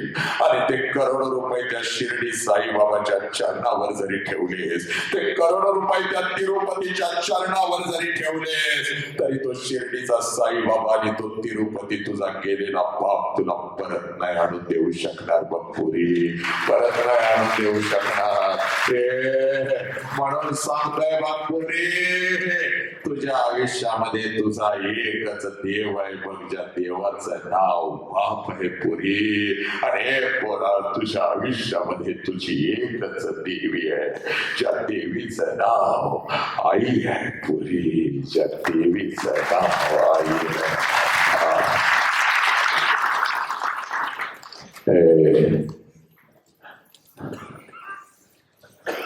पोरा सोपं आहे बघ, पण तू अवघड करून ठेवलंयस बघ. जास्त वेळ तुझा घेत नाही बघ, 10 मिनिटात व्याख्यान संपवतो, पण ऐक बघ, कळणं काळाची गरज आहे. कळणं काळाची गरज आहे बघ. आई बाबामुळे हे शरीर आम्हाला मिळालं बघ, आई बाबामुळे शरीर आम्हाला मिळालं बघ. या शरीराची ओंजळ कर बघ, आणि जा पळत पळत घरी, आणि या ओंजळीमध्ये फक्त 2-4 रुपयाचं खोबरेल तेल घे पोरा, आणि रात्री जिथं बाप झोपलेला असतो तिथं बापाला न सांगता त्याच्या उशाला बस, आणि ते 2-4 रुपयाचं खोबरेल तेल बापाच्या डोक्यावर टाक, आणि तुझ्या हातानं बापाच्या डोक्याचं मॉलिश करायला सुरुवात कर.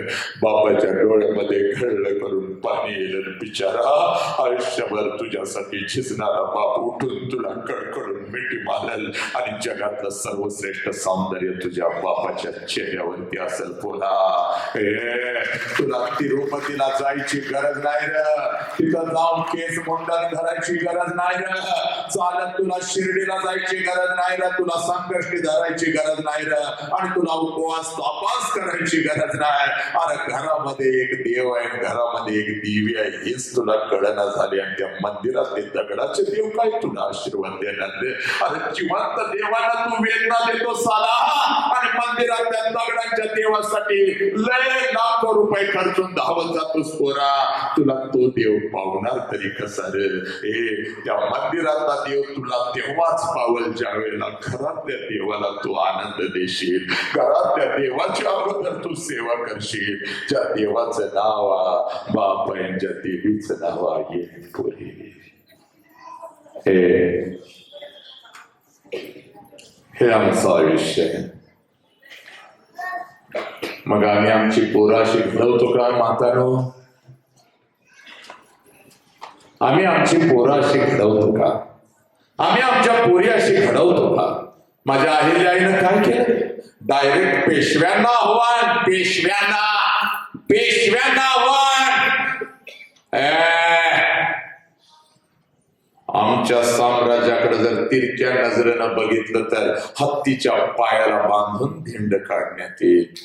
पहिली स्त्रियांची स्वतंत्र फौज उभी करणारी या विश्वातली पहिली माताजीचं नाव अहिल्या होळकर.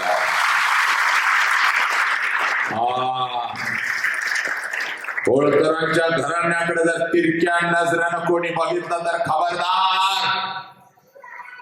अखंड भारतातले तीर्थस्थान आहे, त्यांचं संरक्षण करणारी, प्रत्येक मंदिरावर पुन्हा नव्याने कळस चढवणारी ती माझी माता झंडू ठोकवण. अखंड भारताला एकत्रित जोडण्याचं स्वप्न घेऊन कार्य करणारी ती माझी माता.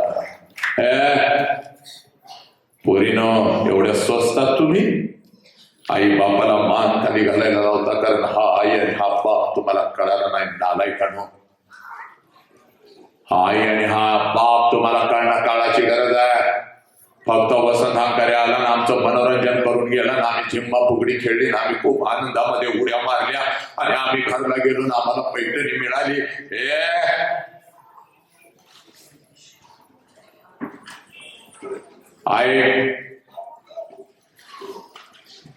या 21व्या शतकामध्ये सगळं जग तुम्ही मुठीत घेतलं. जास्त वेळ तुमचा घेत नाही, पण काळाची गरज आहे बघ.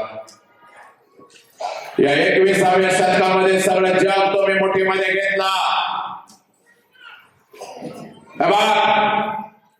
सोशल मीडिया तुझ्या हातामध्ये आला बघ, मोबाईल सारखं शस्त्र तुझ्या हातामध्ये आलं बघ.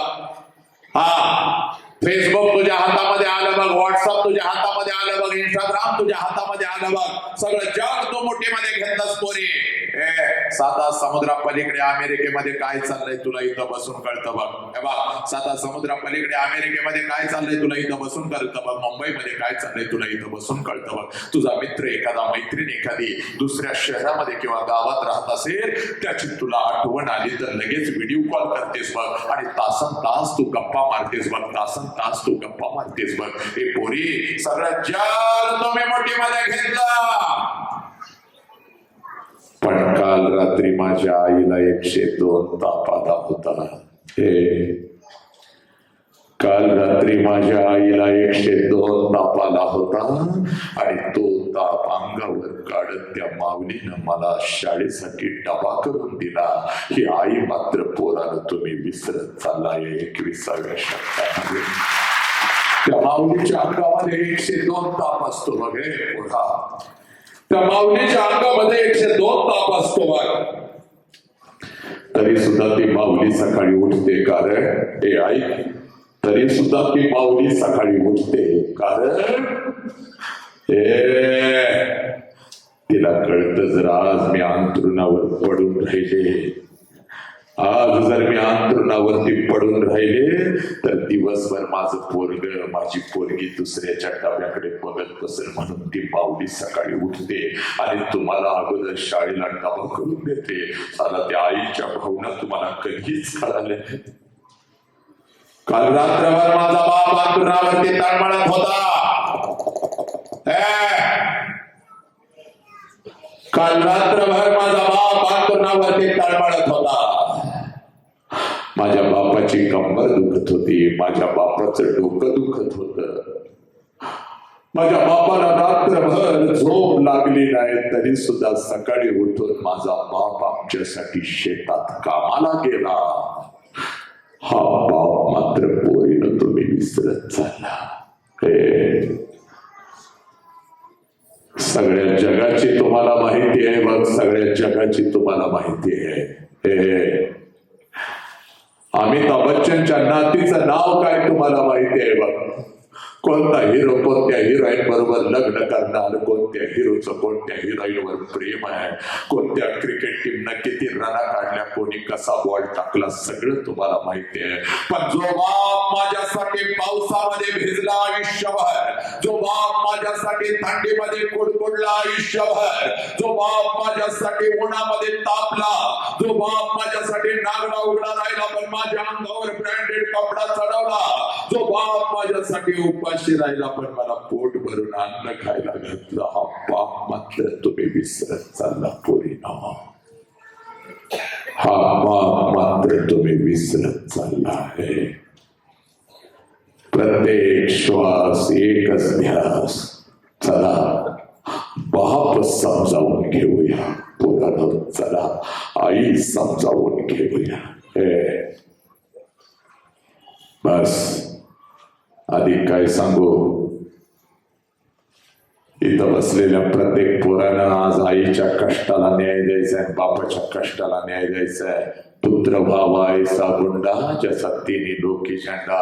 पोरा रस्त्यावरून चालताना तुझ्या आईची मान अशा अभिमानानं उंच झाली पाहिजे. याच लेकराला मी जन्म दिला. चला आहे पोरा, हा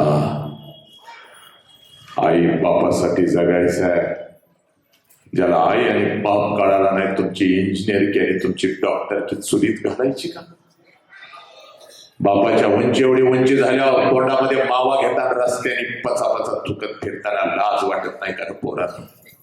रात्रीच्या 12-12 वाजेपर्यंत मित्रांचे वाढदिवस साजरे करत असाल, पण बाप अंतरुणावरती तडमळत पडलाय. तो बाप तुम्हाला कळत नाही. तुमच्या हातामध्ये बियर येते आणि दारूचा घोट घेत त्याच तोंडानं घरात येतोस बापासमोरून. बापाला म्हणतोस तुम्हाला काय कळतंय? उपकार केले का मला जन्म देऊन? काय बापाचं होत असेल र पोरा. बापानं जरा काय बोललं की लगे मी मरतो मी आत्महत्या करतो आणि साधा रागाच्या भरात जाऊन आत्महत्या करतोस. हरामखोरा, ज्या बापानं पोराला जन्म घातला त्या पोराची चिता जाळताना बापाचा हात कसा होत असेल र पोरा. बापाच्या मनाला काय वाटत असेल? ज्या लेकराला मी जन्म दिला त्याची चिता माझ्या समोर आज रचली जाते, त्याला अग्नी मी देतोय. पोरानो एवढ्या वेदना तुम्ही तुमच्या आई बापाला देऊ लागलात. बस म्हणून हात जोडून सांगतोय बघ, हे बघ, पोरग घडलं पाहिजे. 9 वर्षाचे संभाजीराजे, 9, तुझ्या मांडीवरती आज बसलेलं तुझं लेकरू 4 वर्षाचं आहे.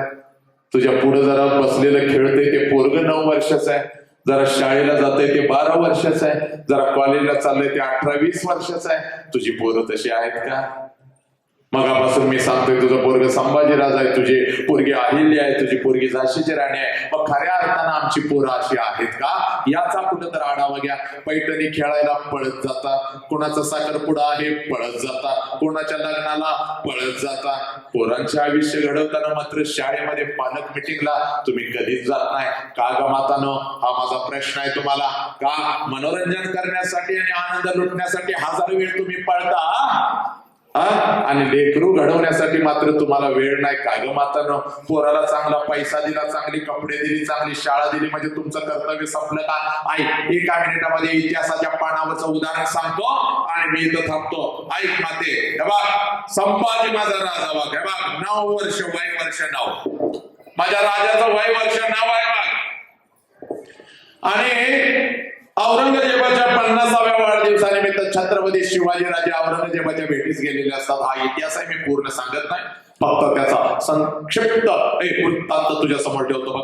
आणि त्यावेळेला आपल्या बापाचं मनगट पकडून संभाजीराजे गेलेले आहेत बघ औरंगजेबाच्या दरबारात. आणि तिथं गेल्यानंतर छत्रपती शिवाजीराजांना कैद झाली बघ. मृत्यूच्या दारात छत्रपती शिवाजीराजा म्हणजे आपला बाप उभा आहे. 9 वर्षाचा पोरग भिलं नाही. सगळ्यांनी ऐका रे, नीट ऐका रे, नालायक हराम पोरानो, नीट ऐका पोरानो. संभाजीराजा भिला नाही, वय 9 आहे. आपल्या बापाला कैद झाले, आपल्या पण जीवाला कधीही धोका होऊ शकतो, घातपात होऊ शकतो. 9 वर्षाचं पोरग भिलं नाही. औरंगजेबा बरोबर आयटी मध्ये दरबारात फिरायचं.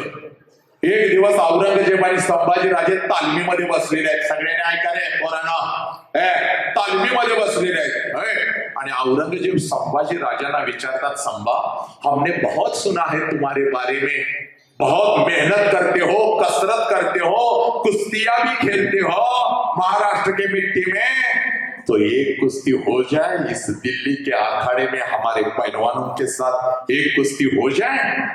त्यावेळेला संभाजीराजे भीत नाही. 9 वर्षाचं पोरग भीत नाही. संभाजीराजे तालमीतल्या प्रत्येक पैलवानाच्या नजरेमध्ये नजर घालतात आणि तीच नजर औरंगजेबाच्या नजरेत घालतात आणि औरंगजेबास म्हणतात, माझ्या तोडीचा पैलवानच तुझ्या तालमीत नाही, मी कुस्ती कोणाशी धरणार? पट्या महाराष्ट्राचा आवाज. आपली पोरं ते बोंबलाय लागले. त्याचं नरड दाब, नरड दाब, त्याचं नरड काय होत नाही, मी आहे लाड केला. आपली का 9 वर्षाची. तुझं वय किती का? थांबडे, तुझं वय 11, तुझं 11, तुझं 11. म्हणजे तुझ्यापेक्षा संभाजीराजे लहान होते बघ. तुझं वय किती रे? तुझं? मला वयच नाही. मला तुझं वय किती रे? तुझं रे? मार 12. किती जोर मारतोस? जोर किती मारतोस? तू किती जोर मारतेस का? नाही काका, मी जोर मारत नसती, मी फेरेन लावली लावून फिरत असते. मी एक पर्स घेतली, फेरेन लावली लावते आणि गजरा घालून ठुमक करत असते. आणि मी झाशीची राणी आहे, कुत्र मागे लागली की मी पळून जात असते घरी.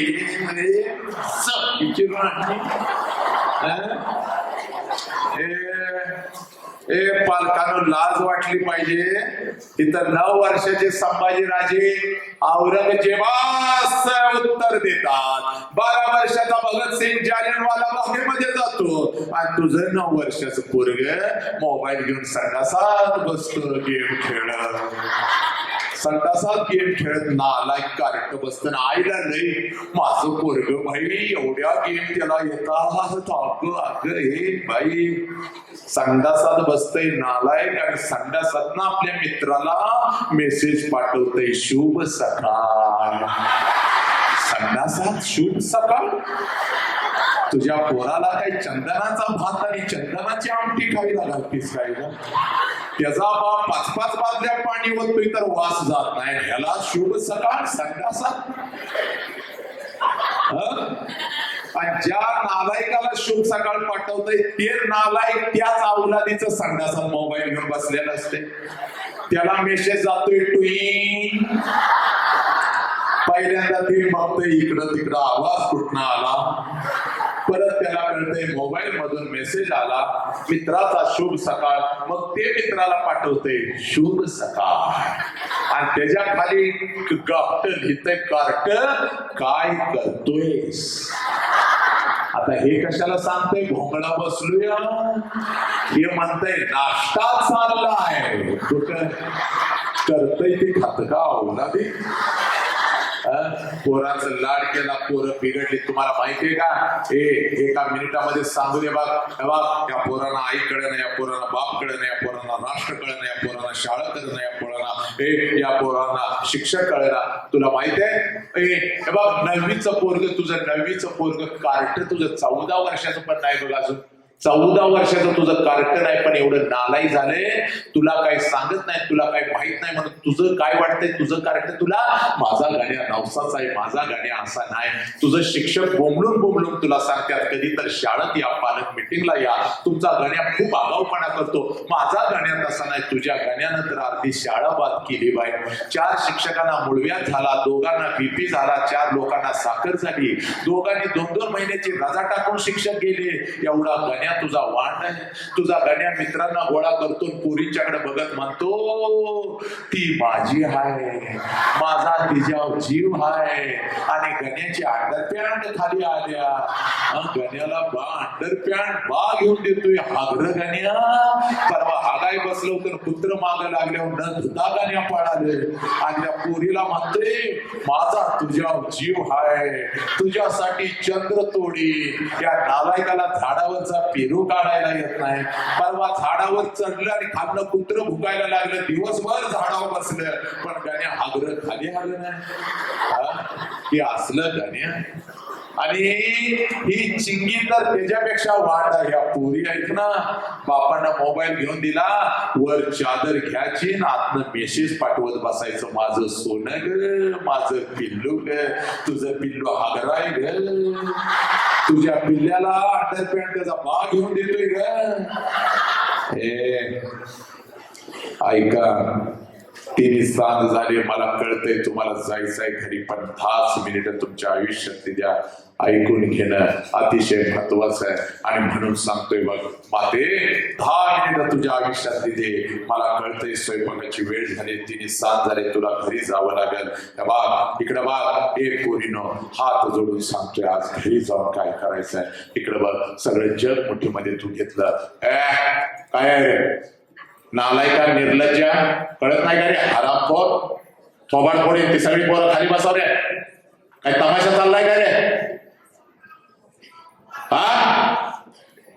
कानाखाली दे रे, कानाखाली दे. त्यांच्या बघतो मी, दे कानाखाली. 10 वर्षाचे नाहीत नालायक हरामखोर तर मस्तीला यायला लागली. हे सगळे तुमच्या चुका आहेत बरं का. उद्या तुम्हाला मान खाली घालायला लावणार आहे. वसंत अंकारेचे शब्द तुम्हाला आठवतील. त्या वेळेला ठोकलं नाही पोराला, त्या वेळेला पोराच्या कानाखाली दिली नाही. आणि त्यामुळं पोरग तुझ्या कानाखाली द्यायला तयार झालं. त्याच्या बापाच्या कानाखाली द्यायला त्याला मान खाली तुझी पोरं घेऊन घेतो. खोटं कधीच हा वसंतात माझ्या जिभेवरून तुझा हा ग्रामदैवत बोलतोय असं समज बघ. त्या पोरांचं नको ते लाड केलं तुम्ही म्हणून आज महाराष्ट्रातला बाप कुत्र्यासारखा लाचारून रस्त्याने फिरायला लागलाय. माहितीये का तुम्हाला. तुझ्या अंगावर 50 तोळ सोनं आहे, घरासमोर 10 लाखाची गाडी आहे, 50 लाखाचं घर आहे, पण जन्माला घातलेलं पोरग तुला आई म्हणत नाही बघ. जन्माला घातलेलं पोरग तुझ्या समोर दारू पिऊन येते, तुझ्या समोर सिगारेट ओढतंय बघ, रस्त्यावरनं पोरीनं छेडतंय बघ. कारण तू पोराला घडवलं नाहीस, ही तुमची चूक आहे. जेव्हाच्या तेव्हा त्यांना ठोकलं नाही बा. मेलेलं बरं असलं कार्ट नसलं तर चालाल. कधी कळणार तुम्हाला?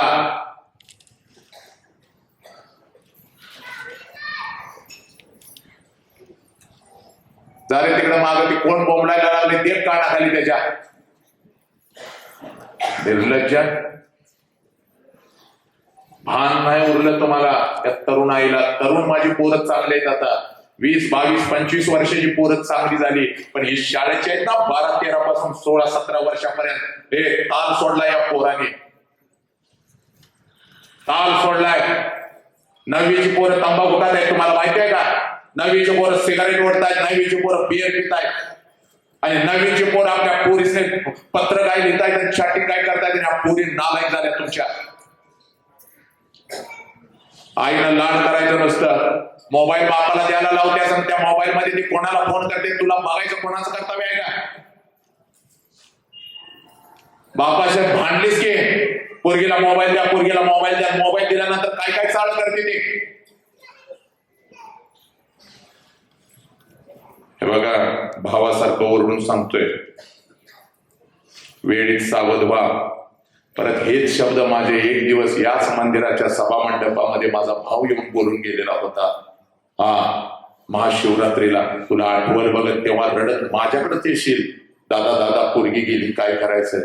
माझ्या हातात पण तेव्हा काय नसेल बघ. त्याला जाग व्हा. आईना आईच्या तंद्रीमध्ये, बाप बापाच्या तंद्रीमध्ये पोरं लागली रस्त्यानं नको ते चाळी करायला. कानाखाल्या त्या मंदिरातली मूर्ती एवढी रेखीव काय ग, दगडातला नको असलेला भाग ठोका देऊन काढावा लागतो तेव्हा मूर्ती तयार होती बा. मूर्ती उगाच तयार होत नाही. पोरगं ठरवायचं आहे, ठोका दिलाच पाहिजे. हे चुकीचं आहे. पोरांना मारू नका, पोरांना हे करू नका. पोरीनो, हात जोडून 2 मिनिटात सांगतो बघ, आणि मी इथं थांबतो बघ. पुढच्या कार्यक्रमाला मला जायचंय बघ. 7 वाजता 7:30 वाजता तिथं उभं राहायचं होतं. आता 8 वाजतील मला तिथं उभं राहायला, आणि तिथून मला डायरेक्ट जळगावला जायचंय बघ. उद्या सकाळी 12चा कार्यक्रम जळगाव मध्ये आहे बघ. 20,000 लेकी उद्या बसणार आहेत माझ्या समोर, लक्षात घ्या. 20,000 पोरींचा बाप उद्या होणार आहे. काल रात्री लातूरला उस्मानाबादला होतो बघ, तिथून सकाळी आलोय बघ. पोरी 10वीला आहेस, 2 मार्क्स कमी पडले तर चालते. 12वीला आहेस, नापास झालीस तरी चालेल. पळत पळत बापाकडे जा, बापाला फक्त सांग, पप्पा नापास झाले, पप्पा नापास झाले. तुझा बाप काय करेल तुला आत्ताच लिहून देतो बघ, आत्ताच सांगतो बघ. एका क्षणासाठी बापाला वाईट वाटेल माझी पोरगी नापास झाली, पण दुसऱ्या क्षणाला तुझ्या डोळ्यातलं पाणी पुसत तुझा बाप तुला म्हणत, पोरी गेला विषय तर जाऊ दे की, कशाला एवढा ताणतणाव घेतेस? परत अभ्यास कर, परत परीक्षेला बस. मला एखादा गुंठा अजून विकावा लागला तर चालेल, कर्ज काढावं लागलं तर चालेल, पण तुला शिकवल्याशिवाय मी शांत बसणार नाही. तुझा बाप तुला भेटेल बघ, म्हणून सांगतोय पोरी. पोरी एक वेळ 10वीला नापास झालीस तरी चालेल, 12वीला 2 मार्क्स कमी पडले तर चालतील. पोरा इकडं बाप, तुला डॉक्टर नाही होत आलं तरी चालेल, तुला इंजिनियर नाही होत आलं तरी चालेल, तुला वकील नाही होत आलं तरी चालेल. पोरा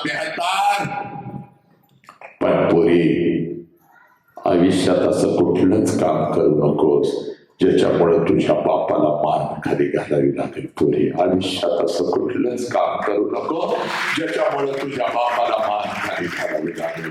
त्याचं कारण पण सांगतोय मी, तर थांबतो बघ, जास्त वेळ तुझा घेत नाही बघ. हे बघ इकडे बघ, मेल्यानंतर बापाला जाळता चूक आहे पोरीनो. पोरीनो, मेल्यानंतर बापाला जाळत नाहीत का पोरे? मेल्यानंतर बापाला जाळत नाहीत का पोरे? मेल्यानंतर त्याचं फक्त निर्जीव शरीर जाळतात. मेल्यानंतर त्याचं फक्त निर्जीव शरीर जाळतात बा. पण पोरे, तुझ्यामुळे जर तुझ्या बापाला मान खाली घालावी लागली तर जिवंतपणी तुझा बाप रोज घरात मरत असतो बघ पोरी. जिवंतपणी तुझा बाप रोज घरात मरत असतो. आणि त्या बापाच्या चितेला रोज तू अग्नी देत असतेस पोरी. जर तुझ्यामुळे तुझ्या बापाला मान खाली घालावी लागली तर मरण येत नाही म्हणून शरीरानं जिवंत असतो बघ, पण मनानं रोज कणाकणानं मरत असतो बघ तो बाप. म्हणून हात जोडून सांगतोय पोरीनं, आज एक काम करायचं पोरा, हे बघ आज एक काम करायचं बघ, हे बघ आज उपवास केलायस ना या भगवंताचा, तर खऱ्या अर्थानं त्याचा आदेश समाज माग चाल. मला सुद्धा मान देऊ नकोस, माझं सुद्धा काही मान्य करू नकोस, तुझ्या ग्रामदैवताचं मान्य कर. आज त्याच्याच मुखातून मी बोलतोय किंवा माझ्या मुखातून तो बोलतोय असं समजणे काम कर बघ. हे बघ पोरी आज पळत पळत घरी जा पोरा, आज पळत पळत घरी जा. आणि नक्कीच तुला सांगतो बघ 7 वाजता तू घरी जाशील, बाप तुझा घरात नसेल बघ. कारण तुझ्या ताटामध्ये 2 वेळचं जे अन्न येतं ना, त्या अन्नासाठी तुझा बाप सकाळी 7 पासून रात्री 8 पर्यंत कुठेतरी काम करत असतो बघ पोरी. तो तुला घरात भेटणार नाही बघ पोरी. पण बापाची वाट बघत बस, आणि जसा संध्याकाळी तुझा बाप घरी येईल ना पोरी, काही करू नकोस पोरी. हे बघ पळत पळत जा, पळत पळत जा ना आपल्या बापाला कडकडून मिठी मार पोरी. एवढ्या घट्ट मिठी मार की तुझ्या बापाच्या डोळ्यातून टच करून पाणी आलं पाहिजे पोरी. तुझ्या बापाच्या डोळ्यातून टच करून पाणी आलं पाहिजे. आणि तुझा बाप त्या क्षणाला तुला विचारल, त्या क्षणाला तुझा बाप विचारल, पोरी काय झालं पोरी, पोरी काय झालं पोरी, पोरी काय झालं, कोण काय बोललं का तुला, शाळेमध्ये कोण काय बोललं का पोरी तुला, आई काय बोलली का, मैत्रिणी काय बोलल्या का. तेव्हा फक्त बापाला सांग, पप्पा मला कोणी काय नाही बोललं पप्पा, आई काय बोलली नाही, मैत्रिणी काय बोलल्या, कोणी काय बोललं नाही पप्पा. पप्पा जेव्हा मी 2 वर्षाची होते ना पप्पा, तेव्हा रोज तुम्हाला मिठी मारत होते पप्पा, कारण तेव्हा मला माझा बाप कळत होतो पप्पा. मी 2 वर्षाची होते तेव्हा रोज तुम्हाला मिठी मारत होते. आई मला ओरडली तर अंगणामध्ये तुमची वाट बघत बसत होते. जसं तुम्ही याल तसं पळत पळत पळत पळत पळत येऊन तुमच्या गळ्यामध्ये पडत होते. आणि पप्पा आईची तक्रार तुमच्याकडे करत होते. मग तुम्ही मला जवळ घेत होता, माझ्या डोळ्यातलं पाणी पुसत होता, माझ्यासाठी अंगणामध्ये तुम्ही घोडा होत होता. तुमच्या पाठीवर बसून माझा घोडा घोडा करून मी तुम्हाला पप्पा तुम्हाला खेळत होते. पप्पा मी 2 वर्षाचे होते तेव्हा मला माझा बाप कळत होता. पप्पा आता मी कॉलेजला जाते, तुम्ही आता मला आवडत नाही पप्पा, तुम्ही मला बंधनामध्ये ठेवता पप्पा, मी तुमच्याशी बोलत सुद्धा नव्हते पप्पा, मला काही लागलं तर मी माझ्या आईला मागत होते पप्पा. पण पप्पा आज गावामध्ये एक व्याख्यान झालं पप्पा, मी व्याख्यानाला गेले होते पप्पा, व्याख्यान ऐकून आले पप्पा, आणि पुन्हा एकदा मला माझा बाप कळाला पप्पा, पुन्हा एकदा मला माझा बाप कळाला. म्हणून येऊन मिठी मारते पप्पा, म्हणून येऊन मिठी मारते पप्पा. पप्पा एक बोल, आज पळत पळत जा, खरोखर बापाला मिठी मारा. कारण बापाची किंमत त्या पोराला विचारा ज्याचा बाप त्याला लहानपणी सोडून निघून गेलाय. तुमचा बाप हे पोरीनो, एखाद्या अनाथ आश्रम मध्ये कधी तर जा पोरीनो, हे पोरीनो कधी तर एखाद्या अनाथ आश्रम मध्ये जा, आणि कुठल्या तर कोपऱ्यामध्ये हातामध्ये थाळी घेऊन भात खात बसलेलं ते पोरग असतं बघ. त्या पोराला फक्त विचारा, त्या पोराला फक्त विचारा तुझ्या बापाचं नाव काय रे, तुझ्या बापाचं नाव काय. त्यावेळेला ते पोरग हातातली थाळी टाकून देतं, तोंडातला भात काढून फेकतं आणि जोरात आंबेला फोडत म्हणतं, मला आई पण नाही, मला बाप पण नाही, मला आईने कधी घास भरवलं नाही, मला कधी बापाने जवळ घेतलं नाही, आई बापाच्या अंगा खांद्यावर मी कधी खेळलो नाही, मला नका विचारू माझ्या आई बापाचं नाव. 2 दिवसाचा होतो तेव्हा कोणी तर मला या झाडाखाली टाकलं, तिथनं उचलून मला या अनाथ आश्रम मध्ये ठेवलं. इथंच मी मोठ्या झालो, मला आई नाही, मला बाप नाही पोरीनं. बापाची किंमत पोरानं, त्या पोराला विचारा ज्याचा बाप त्याला लहानपणी सोडून निघून गेलाय ग हे पोरी.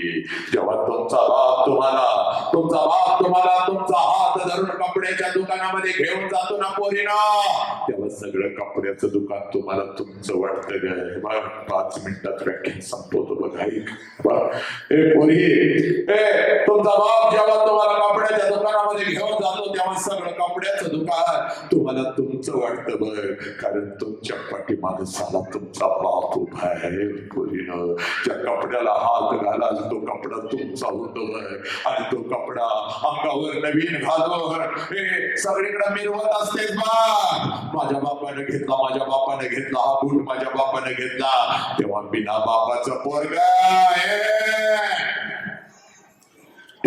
बापाचं पोरग कुठल्या तर झाडाखाली उभं असत आणि तुमच्या अंगावरची नवीन कपडे बघत त्याच्या मनात विचार येतो, जर माझा बाप असता तर माझ्या अंगावर सुद्धा अशीच नवीन कपडे चढली असती. ते बिना बापाचं पोरग पळत आपल्या आईकडे जात, आईच्या गळ्यात पडत आणि जोराचा हापडा फोडत आपल्या आईला म्हणतं, आय या माझ्या सगळ्या मित्रांच्या अंगावर नवीन कपडे आय, मला गाय, मला गाय, मला. ती आई म्हणते 2 दिवसानं येणार आहेत माझं पैसं, 2 दिवसानं येणार आहेत माझं पैसं, घेते तुला एखादा शर्ट. पोराला माहित असतं 2 दिवसांना आईचं पैसे येणार नाही, तर आईला माहित असतं 2 दिवसांना आपण आपल्या लेकराला शर्ट घेऊन देऊ शकणार नाही. दोघे एकमेकाला मिठी मारून रडत असतात. पोरग बापाच्या आठवणीत, ती माऊली आपल्या कुंकवाच्या आठवणीत. अहो का गेलं सोडून आम्हा दोघांना? तुमच्या पोराला मी एखादा नवीन शर्ट सुद्धा घेऊन देऊ शकत नाही. सणासुदीला फाटलेली कपडे शिवते आणि तांब्यामध्ये कोळसा टाकून आज ही इस्त्री करून नवीन कपडा आहे बाबा म्हणून त्याच्या अंगावरती चढवते. पोरगा आता मोठं झालंय, त्याला नव्यातला जुन्यातला फरक कळतो. त्यातून पोरगा हळूच म्हणता, आय माझा आबा मला लवकर सोडून का गेला? आणि याचं उत्तर त्या माऊलीकडे नसतं.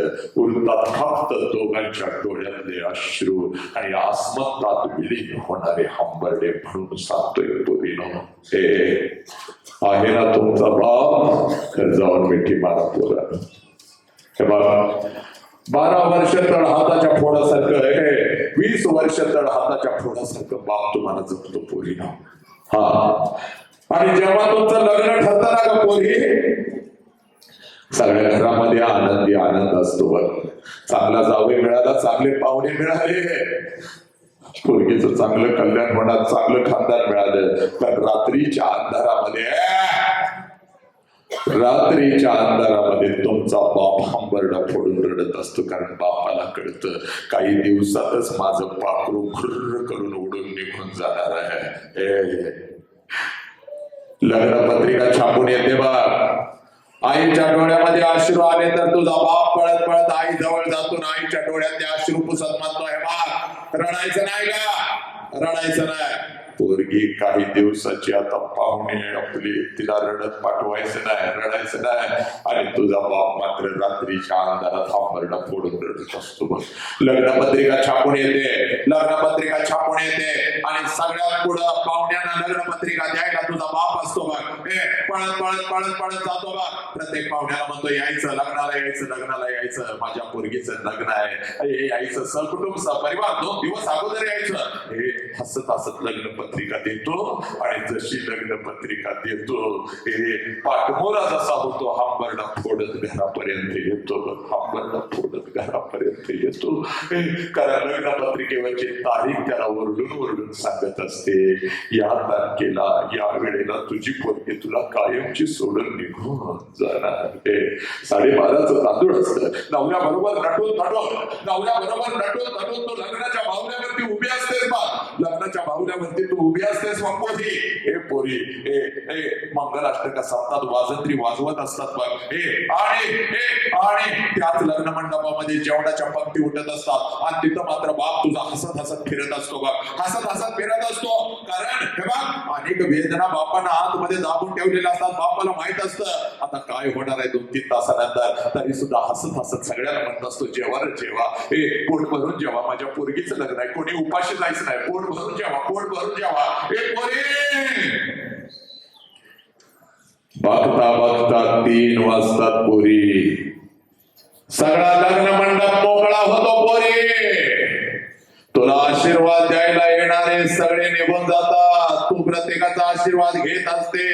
ते सगळे निघून जातात आणि नवऱ्याचा हात धरून लग्नाच्या बाहुल्यावरून जशी तू खाली उतरतेस तुझ्यासाठी पहिला हंबरडा लग्न मंडपामध्ये तुझी आई फोडते बघ. जोराचा हंबरडा फोडते. पडत येऊन तुझ्या गळ्यात पडते मग ते बापाने तुला 20 वर्ष फुलपाखरासारखं जपलं आणि आता परिक्यासारखं मी आणि बापाने एका कोपऱ्यात उभं राहायचं. आमच्या समोरून निघून जाशील की कपोली. आमच्या समोरून निघून जाशील. आज माझ्या माग आई आई करत घरभर धावणार माझं लेकरू मला आज दिसायचं नाही. उगाच माझ्यावर रुसून कोपऱ्यात बसणार माझं लेकरू आज मला दिसायचं नाही. पोरी आज कोणाला सांगू मला स्वयंपाकात मदत कर. आज कोणाला सांगू बाप माझ्या बरोबर भांडण करून निघून गेलाय. त्याला बोलव. भांडण केलं की तो बाहेर काय खात नाही. उपाशी असत त्याला काही तर खायला घालू दे. आज कोणाला म्हणू दादाचा तुझ्या जरा अभ्यास घे. भावाचा अभ्यास घे.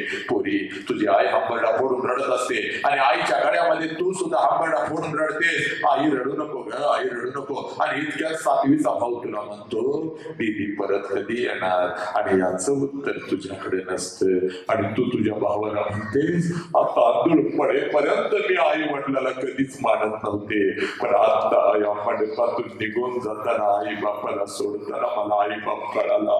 बोला तू आई बापावर भांडू नको. मी केलेली चूक तू करू नको. हे सगळा मंडप रडत असतो. तुझी आजी रडत असते. तुझी मावशी रडत असते. सगळे रडत असतात आणि त्या लग्न मंडपामध्ये तुझा बाप मात्र हसत हसत फिरत असतो. पळत पळत तिथे येतो. सगळ्यांना ओरडतो का रडताय कोणी रडायचं नाही. माझ्या पोरगीचं लग्न आहे. माझ्या पोरगीचं नवीन आयुष्य आहे. तिला हसत हसत पाठवा. तुझा हात धरतो. तुझ्या नवऱ्याचा हात धरतो. लग्न मंडपाच्या बाहेर गाडी सजवलेली असते. गाडीपर्यंत तुम्हाला घेऊन जातो. गाडीचा दरवाजा उघडतो. गाडीमध्ये दोघांना ठेवतो आणि तुला हसत हसत म्हणतो जा पोरीचा जा जा जा रडायचं नाही. चाल जा चाल. तुझी गाडी निघून जाते आणि तुला वाटतं माझा बाप असाच आहे.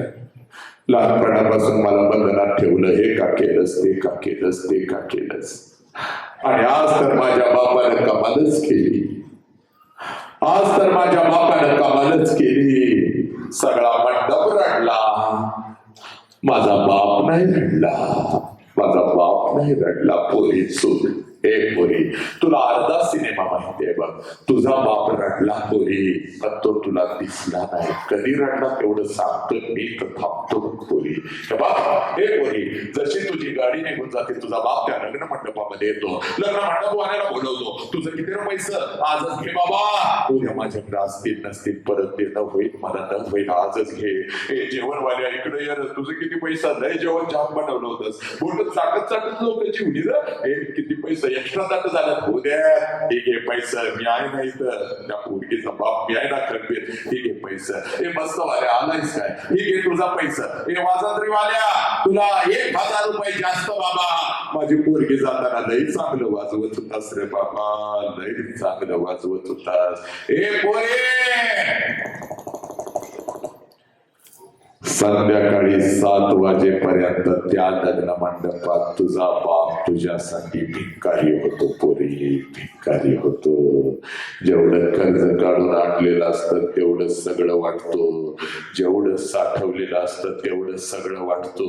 आणि पोरी संध्याकाळी 9 वाजता पळत पळत घरी जातो. तुझं घरातलं वस्तूंचं कपाट उघडतो आणि तुझ्या वस्तूंना पकडून पकडून रात्रभर जो अंथरून आणि शिवणी करतो त्या देव माणसाचं नाव बाप आहे पुरी. त्या देव माणसाचं नाव बाप आहे पुरी. त्या देव माणसाचं नाव बाप आहे पोरी. हे पोरी, तुझी आई म्हणते आहो सावरा की स्वतःला, आहो सावरा की स्वतःला. तेव्हा तुझ्या आईच्या खांद्यावर डोकं आपटून आपटून जो आईचा खांदा ओला करतो त्या देव माणसाचं नाव बाप आहे पोरी. त्या देव माणसाचं नाव बाप आहे. तुझी जुनी ओढणी काढतो, त्या ओढणीनं आपलं डोळं पुसतो, त्या ओढणीचा मुख घेतो आणि ती ओढणी दिवस रात्रभर आपल्या उशाखाली घेऊन माझी दीदी दीदी करत लहान लेकरासारखा जो आंबरडा फोडतो त्या देव माणसाचं नाव बाप आहे पोरी. त्या देव माणसाचं नाव बाप आहे. मग एकच प्रश्न, शेवटचा एकच मिनिट तुमच्या आयुष्यातला, अशा बापाला मान खाली घालायला लावणार आहे का नालायकनो? हे पोरीनो, अशा बापाला मान खाली घालायला लावणार आहे का? हे महाराष्ट्राचा नाही तर या देशाचा प्रत्येक घरातला एक पालक रोज पोलीस स्टेशनला उभा असतो आणि पोलिसांना सांगत असतो, साहेब काय वाटेल ते करा, साहेब काय वाटेल ते करा, माझ्या पोरगीला शोधून काढा, साहेब माझ्या पोरगीला शोधून काढा. शाळेला म्हणून गेले आणि परतच आली नाही, साहेब कसं जगायचं, साहेब कसं जगायचं. तिच्या आईनं अन्नाचा कण खाल्ला नाही, साहेब साहेब साहेब माझ्या पोरगीला शोधून काढा, साहेब. हे नालायक हरामखोर पोरीनो, हे उरपाट्या काळजाची तुमची औलाद निघाली. हे ज्या बापाने 20 वर्ष तळहाताच्या फोडासारखं तुम्हाला जपलं, त्या बापाच्या तोंडावर थुबड कोण तर तुझ्या आयुष्यामध्ये 2 महिन्यासाठी किंवा 2 वर्षासाठी येतो. कोण कुठला तुला माहिती नाही, हे काही सुद्धा माहिती नाही. तो व्यसनी गांजाडा पोरगा आणि त्याच्यासाठी 20 वर्ष बापानं तुला जपलं, त्या बापाच्या तोंडावर थुकून निघून जाताना तुला लाज वाटत नाही का? हरामखोर उरपाट्या काळजाची औलाद तू. हे पोरी, हे कोण कुठला पोरगा येतो, तुला धर्म माहित नाही, तुला राष्ट्र माहित नाही, तुला काही माहित नाही आणि त्या पोराच्या हे हात धरून निघून जातेस पोरी. शाळेला जाते, कॉलेजला जाते म्हणून त्या पोराबरोबर गाडीवरून काय फिरतेस? एखादा कॅडबरीचं चॉकलेट काय देतो तुला, एखादा ड्रेस काय देतो, हॉटेलमध्ये नाश्ता काय खायला घालतो आणि तुला आता तो पोरगा बापापेक्षा श्रेष्ठ वाटू लागला आणि बापाच्या तोंडावर थुकून जाताना नालायक तुला तो नागडा उघडा. तुझ्यासाठी राहिलेला बाप दिसला नाही का ग पोरी? तुझ्यासाठी उपाशी राहिलेला बाप तुला दिसला नाही का ग पोरी? बापाची मान खाली घालायला लावतेस, बापाला लाचार करायला लावतेस आणि पोरी हे तू निघून जाताना हे पोरी, हे पोरी तुला दिसला नाही का ग तो बाप? हे पोरीनं जायचं असेल ना तर हिसाब क्लिअर करा मग जा. चला हे बाप जायचं आहे ना तुला, जा. तुला परवानगी देतो बाप. तुला प्रेम झालंय ना, तुला बाप कळेना, तुला आई कळेना ना पोरी, जा. पण जाण्याच्या अगोदर काम कर पोरी. ज्या बापाने 20 वर्ष खाऊ घातलं ना त्या बापाला सांग, पप्पा 20 वर्ष तुम्ही मला खाऊ घातलंय पप्पा, 20 वर्ष. आज मला माझ्या हातानं तुम्हाला अन्नाचा घास भरवायचाय पप्पा. तुझा बाप आनंदाने म्हणेल, जा पोरी भूक लागली, ताट करून घेऊन ये, दोघं एका ताटात जेऊया. पोरी स्वयंपाकघरात जा, बापाचा ताट तयार कर, पण त्याच्यामध्ये चोरून विष घाल पोरी, त्याच्यामध्ये चोरून विष घाल. रे पोरी विष घाल, कारण तुला त्या हरामखोरावर प्रेम झालंय ना, तुला बापाच्या तोंडावर थुंकून जायचंय ना, तर बापाला जिवंत ठेवून जाऊ नकोस, कारण तू गेल्यानंतर तुझा बाप जिवंत राहणार नाही. बघ पोरी, बाप ये तो विषाचा घास बापाला चाल. बाप तुझा बाप तुझ्या डोळ्यात एकच मरू दे पोरी, बाप तुझा बाप तुझ्या डोळ्यात एकच मरू दे, त्याची राख एकदाची तुझ्या डोळ्यानं बघ पोरी, समाजकाला जाळू दे आणि मग त्या बापाला सोडून निघून जा पोरी, कारण तू गेल्यानंतर तुझा बाप तुझी आई शरीरानं जिवंत असेल, पण मनानं रोज टाचा घासून कणा कणानं मरत असते. म्हणून या पोरीनं सांगतो, पोरीनं जीव गेला तरी बेहतर पोरीनं. उरपाट्या काळजाची औलाद पोलीस स्टेशनला जेव्हा हजर होता आणि बापाला फोन जातो, तुमची पोरगी सापडली या हो, तेव्हा पळत पळत पळत पळत पळत बाप येतो, म्हणतो दिदी चल की घरला. तेव्हा पोलिसांना सांगतेस, या माणसाला मी ओळखत नाही, हे नालायक हरामखोर, तुझ्यासाठी नागडा राहिला, तुझ्यासाठी उघडा राहिला, तुझी शी काढली त्यानं, तुझी शू काढली त्यानं, तुझ्या अंगावरती कपडे चढवले त्यानं आणि त्या माणसाला म्हणतेस हे त्याला मी ओळखत नाही आणि त्याच्यावरच केस दाखल करतेस. या माणसापासून आम्हाला धोका आहे म्हणून जन्म झाल्या झाल्या मेली का नाहीस ग उरपाट्या काळजाची तुझी आवलाद थूक तुझ्या आयुष्यावर. हे थूक जे पोरगे बापाला मान खाली घालायला लावते, जो पोरग आईला मान खाली घालायला लावतं ते पोरग नाही जनावर बरी रे तुमच्यापेक्षा. म्हणून आज सांगतोय बघ पोरी, थांबतो बघ मी थांबत असताना एवढंच सांगतो बघ, जीव गेला तरी बेहतर पोरी आपल्या बापाला मान खाली घालायला लावू नकोस पोरी. जीव गेला तरी बेहतर पोरी, तू निघून जाशील पण तुझा आई बाप तुझ्याशिवाय तुझा आई बाप तुझ्याशिवाय जिवंत राहणार नाही पोरी. त्याच्या पलीकडे एवढं सांगून सुद्धा जर तुला जावंसच वाटत असेल तर मग तू माणूस नाहीस पोरी. एखादं मांजर तरी 4 महिने घरात पाळलं आणि त्या मांजराला गावाच्या बाहेर जाऊन सोडलं ना, ते मांजर सुद्धा पळत पळत त्या घराकडे येतं ग. मांजर सुद्धा जाण ठेवत साला तुला तर जन्म दिला, तुझा आगमूत काढला आणि साला बापाच्या तोंडावर चुकून जातेस म्हणजे जनावरांपेक्षा नालायक आवलाद तुझी आहे ग पोरी. म्हणून सांगतोय हे पोरा कुठल्याही पोरगीचा हात धरून निघून जायचं नाही. घरात आपली बहीण आहे लक्षात ठेव, याला प्रेम म्हणत नाही. तू नामर्द आहेस, तू मर्द आहेस कारण ही माती छत्रपतींच्या लक्षात घेऊन या मातीमध्ये तुझा जन्म झालाय. ही माती बुद्धांची, ही माती स्वामी विवेकानंद पोरांनो लक्षात घ्या. हे पोरीनो म्हणून रोज घरात बाप बघता एका मिनिटात माझ्या नजरेतून तुला तुझा बाप दाखवतो मी इथं थांबतो बघ. एकाच मिनिटात तुला तुझा बाप दाखवतो बघ. बघ ए आई तुझ्या पोरगीचा बाप तुला सुद्धा एका मिनिटामध्ये दाखवतो बघ. आणि मग तू ठरव काय करायचं.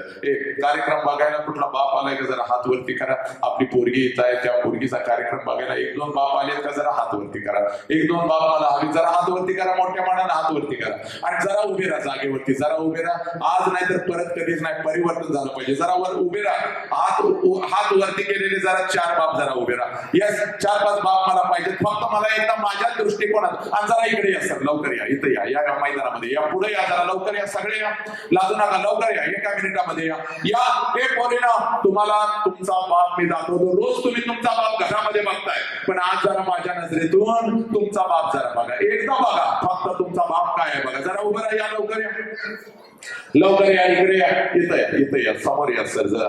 हे पोरीनो मगापासून जो मी जीव तोडून बाप बाप बाप बाप बाप बाप करतोय ना तर हा बाप आहे. जरा बघा मी तुम्हाला माझ्या नजरेतून तुमचा बाप दाखवतो पोरीनो.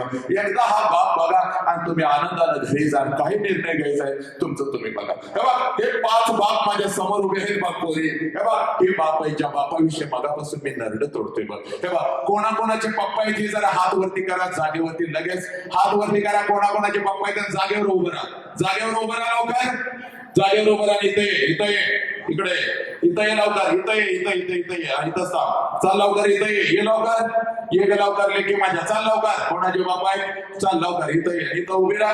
हे बघ पोरी तुला मी सांगतो बघ, आईशिवाय आमचं आयुष्य नाही. आई नसती तर आम्हाला किंमत सुद्धा नसती. आई नसती तर आम्ही मोठं झालो नसतो. आईच्या डोळ्यातले अश्रू पोरीनं तुम्ही नेहमी बघताना तुम्हाला वाटतं आयुष्यभर माझी आईच माझ्यासाठी रडती. पण पोरीनं तुम्हाला आईची शपथ घेऊन सांगू का, तुमच्यासाठी लेकीनो पोरानो रात्रीच्या अंधारात शेताच्या बांधावर जिथं काम करतो तिथं बसून जर कोण हांबरडा फोडून रडत असेल तर त्याचं नाव बाप आहे. जो बाप तुझ्या समोर उभा आहे. जा एकदा कडकडून मिठी मार सगळ्या समोर आपल्या बापाला, एकदा कडकडून मिठी मार. एवढ्या जोरात कडकडून मिठी मार ना पोरी.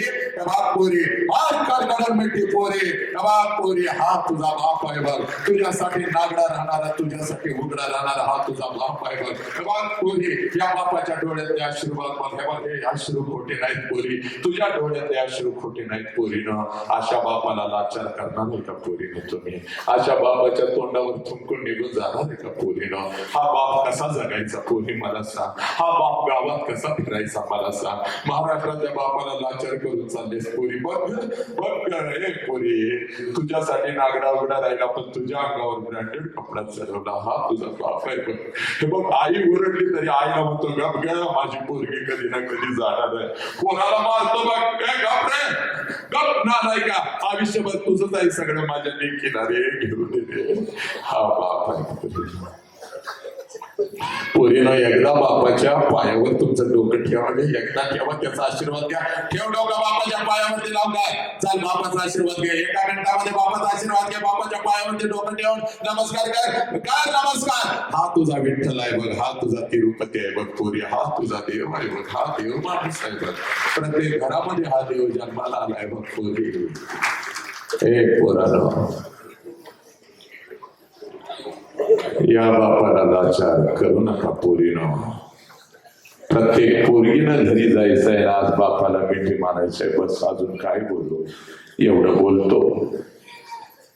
हा, आणि या विचार मंचाच्या पात्रतेचं मला समजलं किंबहुना कर्नाटक राज्याच्या सीमारेषेवरती शिरोड तालुक्यात आदरणीय वंदनीय आमचे गणपत दादा मला इकडे घेऊन आले काही वर्षापूर्वी. त्यांच्या माध्यमातून ही एक चळवळ उभी राहिली आणि आपल्यासारख्या युवांच्या माध्यमातून ही चळवळ उभी राहिली. बसा सर, बसा. आणि लक्षात घ्या, ही चळवळ आज महाराष्ट्रभर पोहोचत आहे. इकडे बघ, 2025 पर्यंत पोरी महाराष्ट्रातली एक ही पोहर आपल्या आई बापाला सोडून खोट्या प्रेमासाठी निघून जाणार नाही पोरीनं. आणि 2027 पर्यंत अखंड भारतामध्ये एक ही पोहर ही चळवळ आहे. कारण हे राष्ट्र आपलं आहे. तुम्हाला आपला धर्म कळायला पाहिजे. ही बुद्धांची माती आहे. या धर्मामध्ये बुद्धांनी जन्म घेतला, या धर्मामध्ये अहिल्या आईनं जन्म घेतला, या धर्मामध्ये सावित्री आईनं माझ्या आऊ जिजाऊन जन्म घेतला, हे स्वामी विवेकानंदांनी जन्म घेतला. हा तो धर्म आहे, हा तो तुमचा बाप आहे आणि ही तुमची आई आहे. एवढं बोलतो.